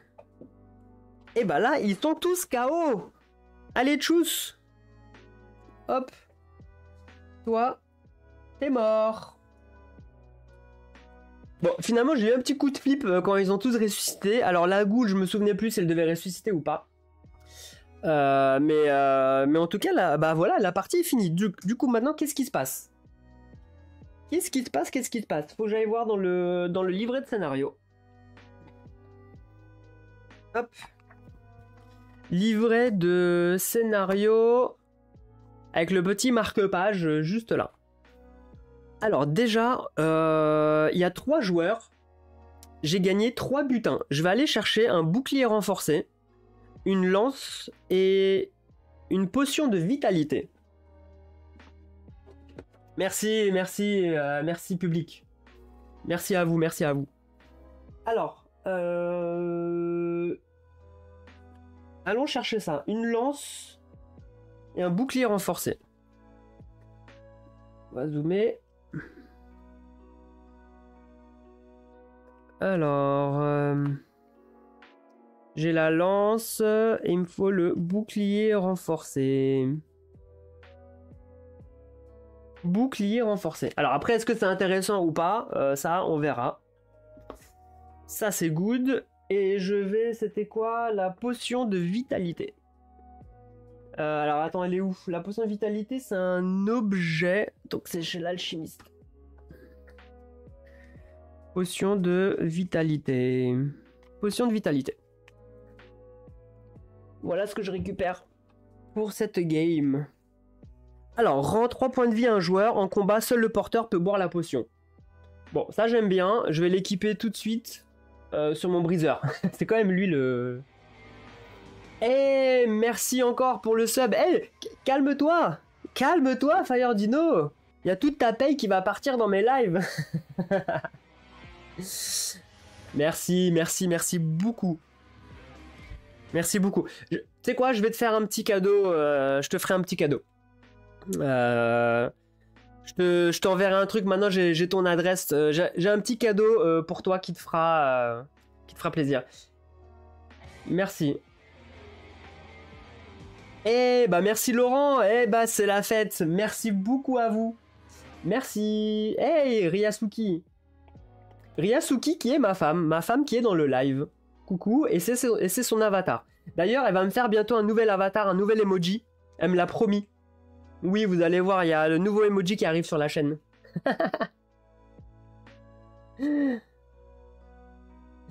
Non, c'est cadeau, j'ai loupé l'offre abonnement. Ah, merci beaucoup en tout cas, merci les gars. Merci pour votre soutien. D'ailleurs, je ne sais pas si vous l'avez vu, j'ai passé le cap des 1000 abonnés sur YouTube. Eh, ça me fait vraiment quelque chose. 1000 abonnés, je crois que je suis à 1005. Je suis trop content. Alors, qu'est-ce que ça veut dire 1000 abonnés sur YouTube? Bah en fait, à partir de 1000 abonnés, bah je suis rémunéré. Donc alors désolé, vous allez voir des pubs apparaître maintenant sur mes lives. Mais comme toutes les chaînes, il y aura des petites pauses pubs de 6 secondes. Mais moi, ça me rémunère aussi. Alors, ça me donne des centimes, hein. Ça va être, je vais toucher 1 euro par mois, hein, je m'en fiche. Hein. Mais c'est déjà beaucoup. Et du coup, je prévois de faire une vidéo spéciale, 1000 abonnés. Alors, je ne sais pas si je vais pouvoir la faire en live pour des questions de logistique. Mais je vous ferai une petite visite de ma chambre. Petite visite guidée. Je vais vous montrer mon setup. Je vais vous montrer tous mes jeux de société. Je vais vous montrer ma chambre, l'antre de Jimmy Meeple. Ça va être la vidéo des 1000 abonnés. Donc voilà, pour info. Je prépare ça peut-être la semaine prochaine. Je vais voir dès que j'aurai un peu de temps. Mais je pense que la semaine prochaine, il y a moyen de le faire.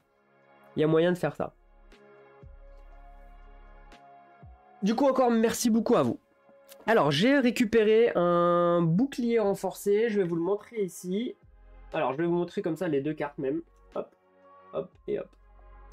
Alors, j'ai une lance dextérité 7, 6 de force. C'est pour quelqu'un qui a besoin de dextérité. Elle inflige 5 points de dégâts. Non, elle est nulle. Je vais pas l'utiliser.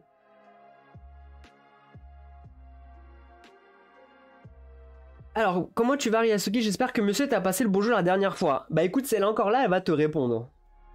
Et j'ai le bouclier renforcé, réduit de 2 les points de dégâts. Il faut 6 de force et 5 de dex. Alors, bouclier, je pense pas que je vais les... Je pense pas que je vais les prendre. Ces deux cartes-là, pourquoi? Parce qu'en fait, tous mes persos, ils ont 2 armes à 2 mains. Donc je vais les mettre dans mon sac sans fond. Voilà. Le fameux sac sans fond. Et je vais en profiter pour équiper.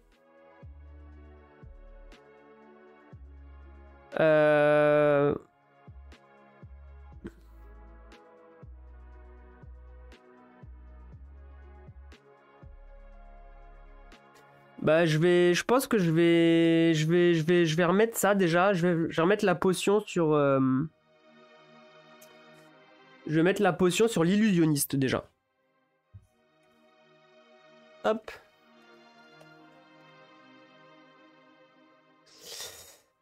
Merci. Alors du coup Ryasuki, je pense qu'elle n'est plus là, mais j'ai passé ton bonjour. Promis, je l'ai fait. Normalement, elle aurait dû te dire là sur live que j'ai bien passé ta salutation. Je suis quelqu'un qui respecte ses engagements. Tu m'as dit de lui passer le bonjour, je l'ai fait. En plus, je crois que j'en ai parlé hier ou avant-hier. Bah écoutez, là c'est fini.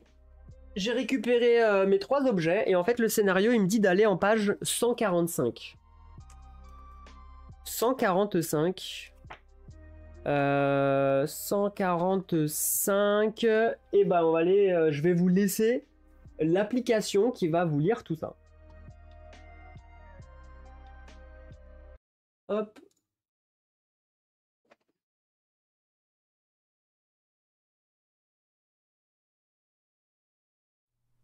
Vos assaillants défaits et les environs redevenus calmes, vous prenez le temps d'examiner les dépouilles. Cela ne fait aucun doute que ces créatures ont subi une corruption similaire à celle du roi. Vous êtes cependant à bonne distance de la crypte, et leur présence ici vous fait prendre conscience de la gravité de la situation. les saints martyrs sont une menace qu'il ne faut pas sous-estimer. Après avoir fouillé les alentours, vous retournez au campement, afin de panser vos plaies et laisser vos camarades prendre le prochain tour de garde. À l'aube, vous informez vos quelques compagnons pas encore au fait de la menace de la présence d'engeance dans les environs. Puis, profitant de la fraîcheur des vivres que vous avez empaquetés, vous vous offrez un repas de bonne qualité. L'heure est venue de vous séparer. Après avoir formé les groupes, vous faites vos ultimes adieux à vos confrères avant de vous diriger vers votre mission. Au milieu du croisement, plusieurs destinations s'offrent à vous. Par quelle menace souhaitez-vous commencer ? Le Temple des 10, lieu de pèlerinage et cœur de la foi en Ednel.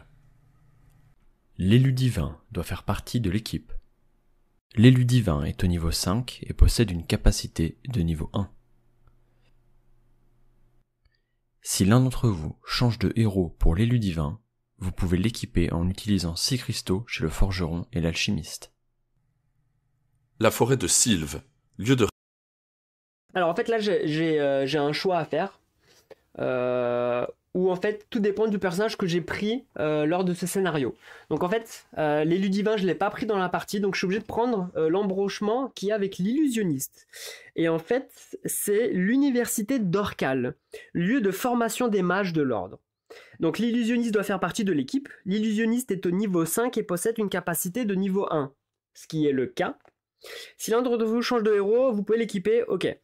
Donc là je dois aller en 13. L'université d'Orcal. Hop.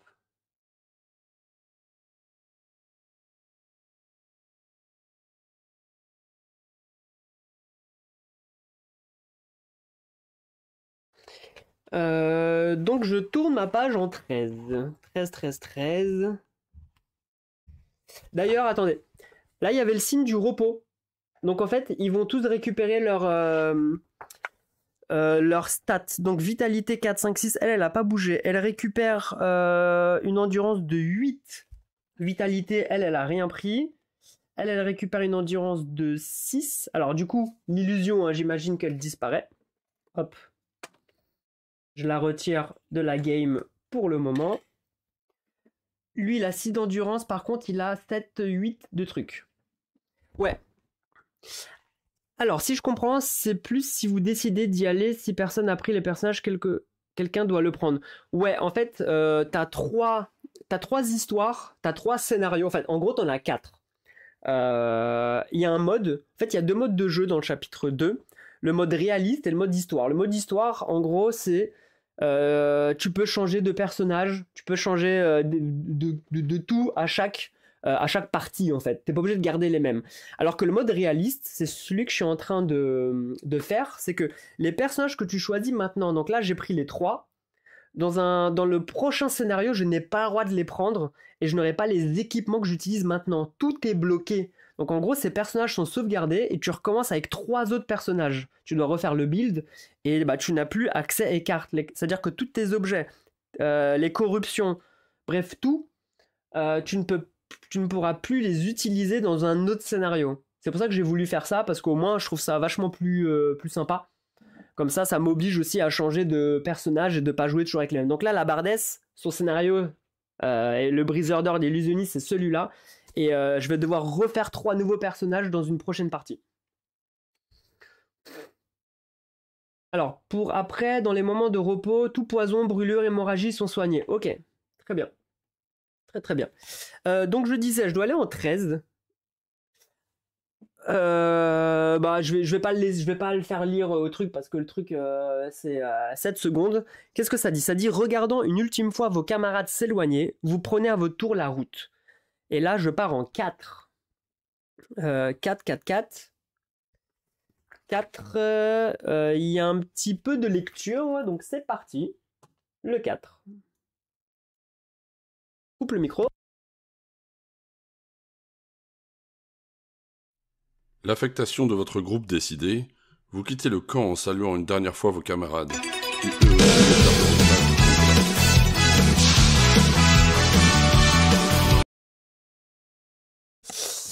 Hello, merci Merci beaucoup pour le raid. Yo yo yo, bonjour à tous. Merci à... Alors attendez, il est où, je le passe. Armic One. Je sais pas si je le prononce. Merci à vous pour le raid. Il y a 9 personnes qui débarquent. Bah salut à tout le monde. Salut. Salut Loublinia. Vous étiez sur quoi? Désolé de couper la narration. Non mais ça va, c'était en plein milieu, c'est pas grave. Je vais le remettre au début. Non, mais il n'y a aucun souci, au contraire, merci à vous. Vous étiez sur quoi du coup? On est du coup 18, merci à vous, yo yo yo. Merci. N'hésitez pas de lâcher un petit mot dans le...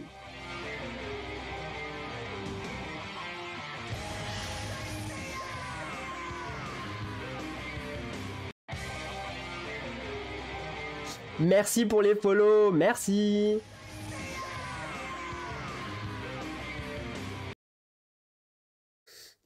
Merci à vous. Ok. Bah nous on est sur une partie de jeu de société. Alors je ne sais pas pourquoi tu m'as raidé. Est-ce que tu me connais? Est-ce que quelqu'un t'a redirigé vers moi? Est-ce que c'est du pif? Mais on est sur du... sur ma chaîne, on est sur du jeu de société principalement. Et je vous mets en lien mes réseaux sociaux si vous voulez. Et là on est sur une grosse partie sur l'ordre de VL. Gros jeu de société. Hein. Regardez un peu le setup du truc. Et vous faites du BGA, ok. Ok, bah en fait c'est comme moi, quand je fais des raids généralement, quand je finis je vais sur catégorie board game et on raid des gens, des petites communautés comme les nôtres qui ont besoin de soutien. Mais voilà, en tout cas merci. Alors c'est du solo, il y a une partie solo, et effectivement il y a du multijoueur, mais là en solo, là on utilise 3 personnages. En gros c'est un dungeon crawler. Donc vous avez votre map, vous avez vos persos, vous les équipez, vous avez un stuff qui est incroyable. Regardez le nombre de cartes quand même dans le jeu qu'il y a. Voilà, vous gagnez de l'expérience, vous achetez des objets, vous les stuffez, ils prennent des stats, juste ici, vous augmentez, ils ont des pouvoirs, etc.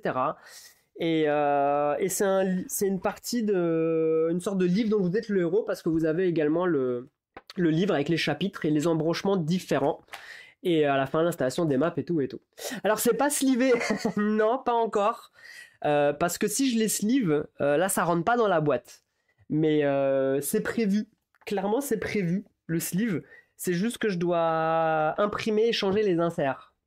Mais c'est prévu. Je suis un sleever compulsif. Vous inquiétez pas. RIP. Et pour leur faire un petit peu de pub, donc du coup, c'est l'ordre de VL. Je ne sais pas si vous les connaissez ou pas du tout. Chapitre 1 elle est en train de jouer au chapitre 2. En fait, le chapitre 1 et le chapitre 2 sont mélangés. Et c'est des Français. C'est des Bretons qui ont créé ce jeu. C'est les frères Rousseau de Paria Édition. Et c'est des Kickstarter. Et là, ils viennent juste de finir leur dernier Kickstarter qui a plutôt très bien cartonné. Et on soutient les jeux de société français. Donc voilà, vraiment, je vous invite à aller découvrir leur univers. Tout leur jeu s'appelle l'Ordre de Veyel. D'accord? Ils jouent. Là, il y avait le chapitre 1. C'était plus il y avait un plateau avec juste des cartes, un dungeon crawler. Il n'y avait pas de map. Dans le chapitre 2, ils ont incrusté des maps. Et pour info, il y a plus de 30 personnages jouables dans le jeu. Là, j'en ai que 3. Je ne sais plus, on a combien exactement, mais je crois qu'il y en a une trentaine. C'est incroyable. Et après, il y a la suite, il y a le deck building de l'ordre de VL également qui est sorti, qui était en financement participatif jusqu'à la semaine dernière, qui a eu un franc succès. Ils ont récolté près de un peu moins de 150 000 euros. Et on a eu l'occasion d'y jouer. Et je pense qu'avec Fire-Dino, on fera une vidéo, s'il veut bien, sur Tabletop, où justement on fera une partie du deck building avec sûrement Fire-Dino et Xyphos, qui n'est pas là présent aujourd'hui, mais qu'on embrasse. Et on vous mettra ça sur la chaîne. Voilà. Alors il me semble que tu soutiens les jeux polonais aussi. Oui, je soutiens les jeux polonais. Pourquoi? Parce que je suis d'origine polonaise, oui, et ils font quand même des bons jeux. Il y a Awaken Realms qui vous ont sorti quand même des jeux genre Etherfield, Tainted Grail, Nemesis et tout ça. Lucky Duck Game, une maison d'édition polonaise qui vous font quand même des localisations sur du Too Many Bones, du Vindication, sur plein de jeux. Et, bah, je suis fier, d'avoir des origines où ils font justement des bons jeux de société. C'est vraiment cool. C'est vraiment cool. Donc voilà. Et donc là, en fait, j'avais fini la première. Là, c'était la partie d'initiation. Et Game on Board avec The Witcher. Et effectivement, Archon, The Witcher, où j'ai fait plusieurs parties sur ma chaîne. Vous pouvez retrouver les vidéos sur YouTube. Et voilà. En tout cas, vous tombez bien parce que j'ai fêté aujourd'hui mes 1000 abonnés sur YouTube. Donc, vous tombez très très bien. N'hésitez pas à me suivre sur ma chaîne pour me soutenir. Mais voilà, je suis ravi. Voilà, j'ai atteint, c'était mon objectif, c'était d'atteindre les 1000 abonnés sur YouTube. Et grâce à vous, j'ai pu le faire. Voilà. Donc je disais, on était sur une fin de scénario. J'étais en train de lire la conclusion et j'allais préparer le prochain embranchement. Je pense pas que j'aurai le temps de faire la game aujourd'hui parce qu'il est bientôt 16h. Je vais devoir aller chercher mon fils chez la nounou, etc. Donc ça va être un petit peu compliqué. Mais prochain live, ça va être la suite du scénario. Donc si ça... Alors, en plus, ils ont fait fort parce que tout le livre... il a été doublé par des doubleurs en français. Donc c'est pour ça que quand vous êtes arrivé, il y avait le scénario qui était en fond. Et du coup, on va le reprendre tout de suite. Et ben oui, je suis fier aussi de t'avoir. Surtout que tu es abonné depuis 17 mois. 17 mois à ma chaîne. Donc vraiment, merci à toi, Fayardino. Super modo. Merci. On travaille encore, nous, pour les 1K. Bah écoutez, faites péter votre YouTube, mettez le lien, on va y aller. Moi, je m'abonne de toute façon à toutes les pages de jeux de société. On est là pour se soutenir, donc fais péter le lien, il n'y a aucun problème. Partageons ça en masse. Voilà. Je reprends rapidement le scénario avant de vous laisser. Donc c'était l'embranchement numéro 4. Donc je coupe le micro et c'est reparti.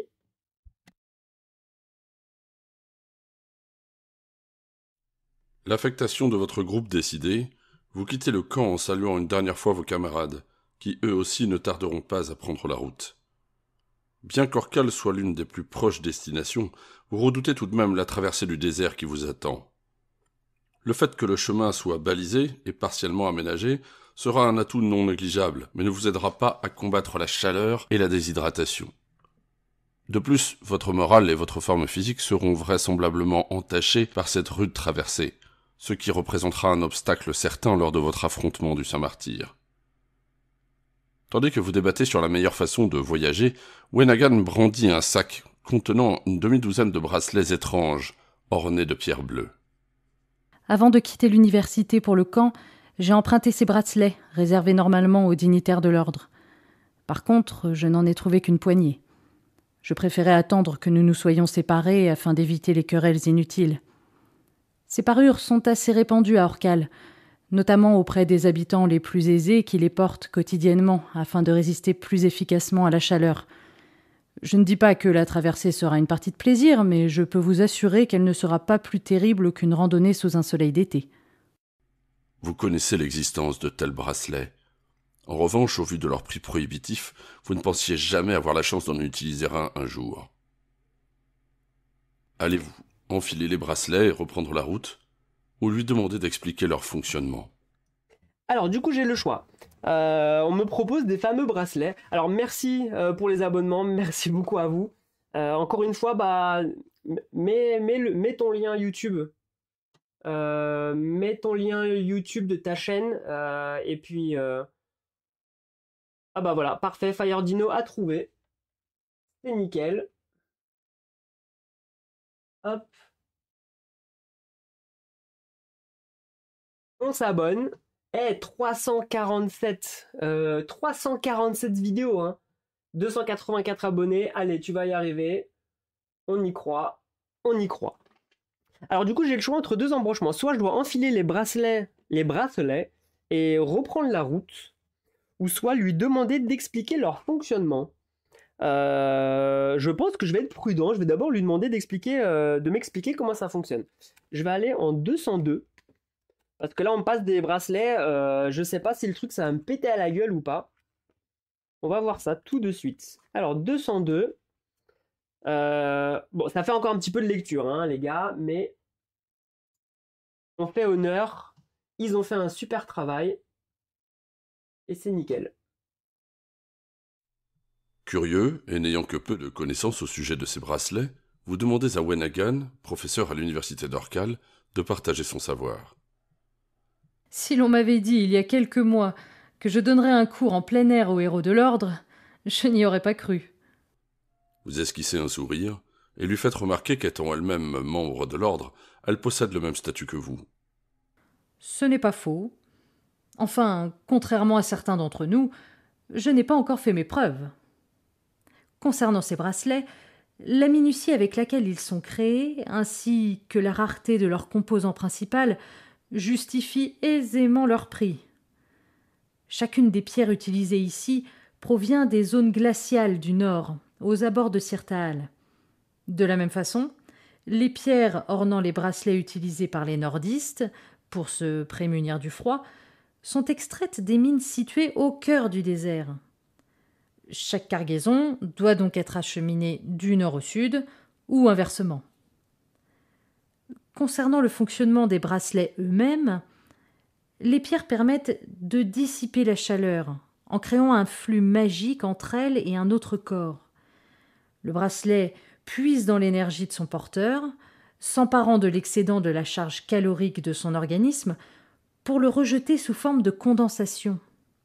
C'est un procédé extrêmement délicat qui perd de son efficacité au fur et à mesure que les pierres s'usent. Pensez donc bien à ôter votre bracelet à la nuit tombée. Dans le désert, les températures chutent drastiquement une fois le soleil couché, et la dissipation du bracelet, combinée au froid de la nuit, peut provoquer de violents chocs thermiques. Fort de votre apprentissage, vous la remerciez et prenez enfin la route pour votre destination. Ok, donc faut faire attention à ces bracelets. Alors, ouais, franchement, les voix sont très très bien. Franchement, encore une fois, hein, qu'ils ont été nuls ou pas, bravo pour le travail qui a été fait sur le jeu. C'est pas tous les jeux qui proposent une application avec les voix off. Alors que pour les jeux narratifs, franchement, ça serait quand même cool, mais là, franchement, bravo. Encore une fois, bravo. Ce que je vais faire, je ne vais pas. On va pas lire la suite, on va se le garder pour le début du prochain, de la prochaine partie, comme ça nous met un peu plus en ambiance. Donc je mets mon petit marque-page. Je suis en 279. Donc je sais que c'est en bas. Hop. Et on lira ça la prochaine fois. Je remets la petite musique de fond. Hop.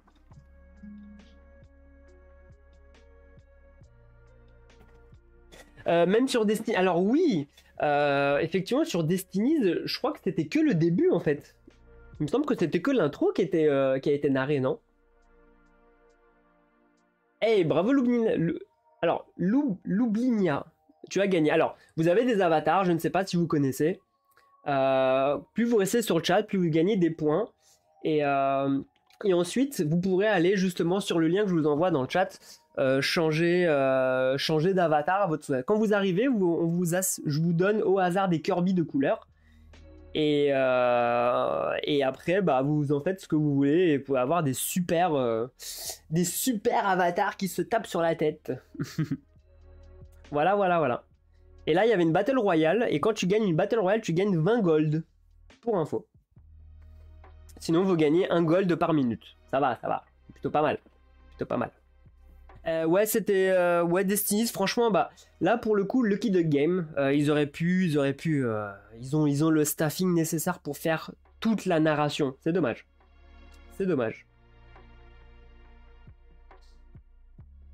Bah écoutez, je pense que alors je dois remettre ma concentration à 0. Bah finalement, je l'ai pas utilisé lors de cette game, ma concentration.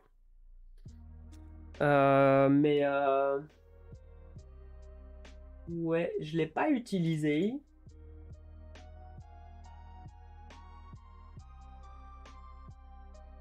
Je vous envoie le lien pour ceux qui viennent d'arriver et qui connaissent pas. Hop. Vous pouvez retrouver, vous retrouverez ici le jeu. Alors je ne touche pas de commission hein, pour la pub que je fais, hein, les gars, loin de là. Hein. Mais c'est juste que j'aime parler des jeux que j'aime bien. Et clairement, rien que pour le matos, regardez, je vous montre. Ça, c'est les 2 boîtes. Et regardez la taille du truc. Regardez l'épaisseur des jeux. Et le matos, des tuiles. Rien que le nombre de tuiles, vous savez, ceux-là, là. Les tuiles, là, elles sont recto verso. Et je crois qu'il y en a plus de 70. Vraiment, matos incroyable. Incroyable. Il y a 3 millions de pléthores de jetons, de monstres. C'est vraiment trop fort. Tu as reçu l'extension... oui, je vais la chercher tout à l'heure. J'ai reçu la notif mondial relais. Comme quoi, c'est bien arrivé. C'est arrivé aujourd'hui. Enfin, c'est arrivé hier, mais du coup, je le récupère tout à l'heure. Avant d'aller chercher le petit. Donc, j'ai hâte aussi de dépuncher ça. Vraiment hâte. Alors, qu'est-ce qu'on va se faire? On va aller voir si on a justement quelqu'un à raider. On est encore un petit peu de monde. Alors, board game, catégorie.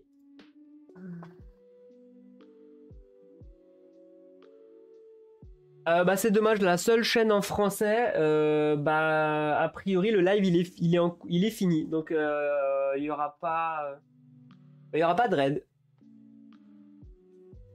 Si, il y aura un raid. Il y a notre ami Xyphos qui est en train de jouer à la Legend of Zelda. Donc, on va aller les raider tout de suite.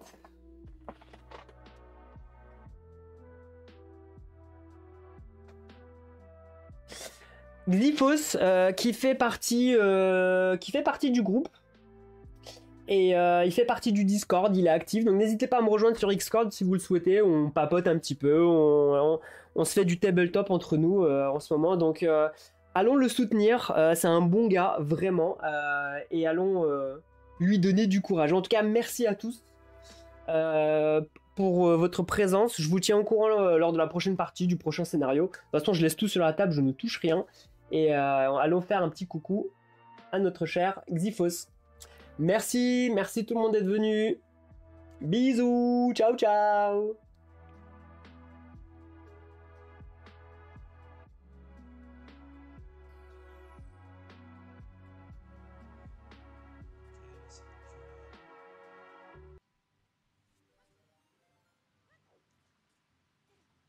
Merci pour le raid, Jimmy Pell. Merci beaucoup.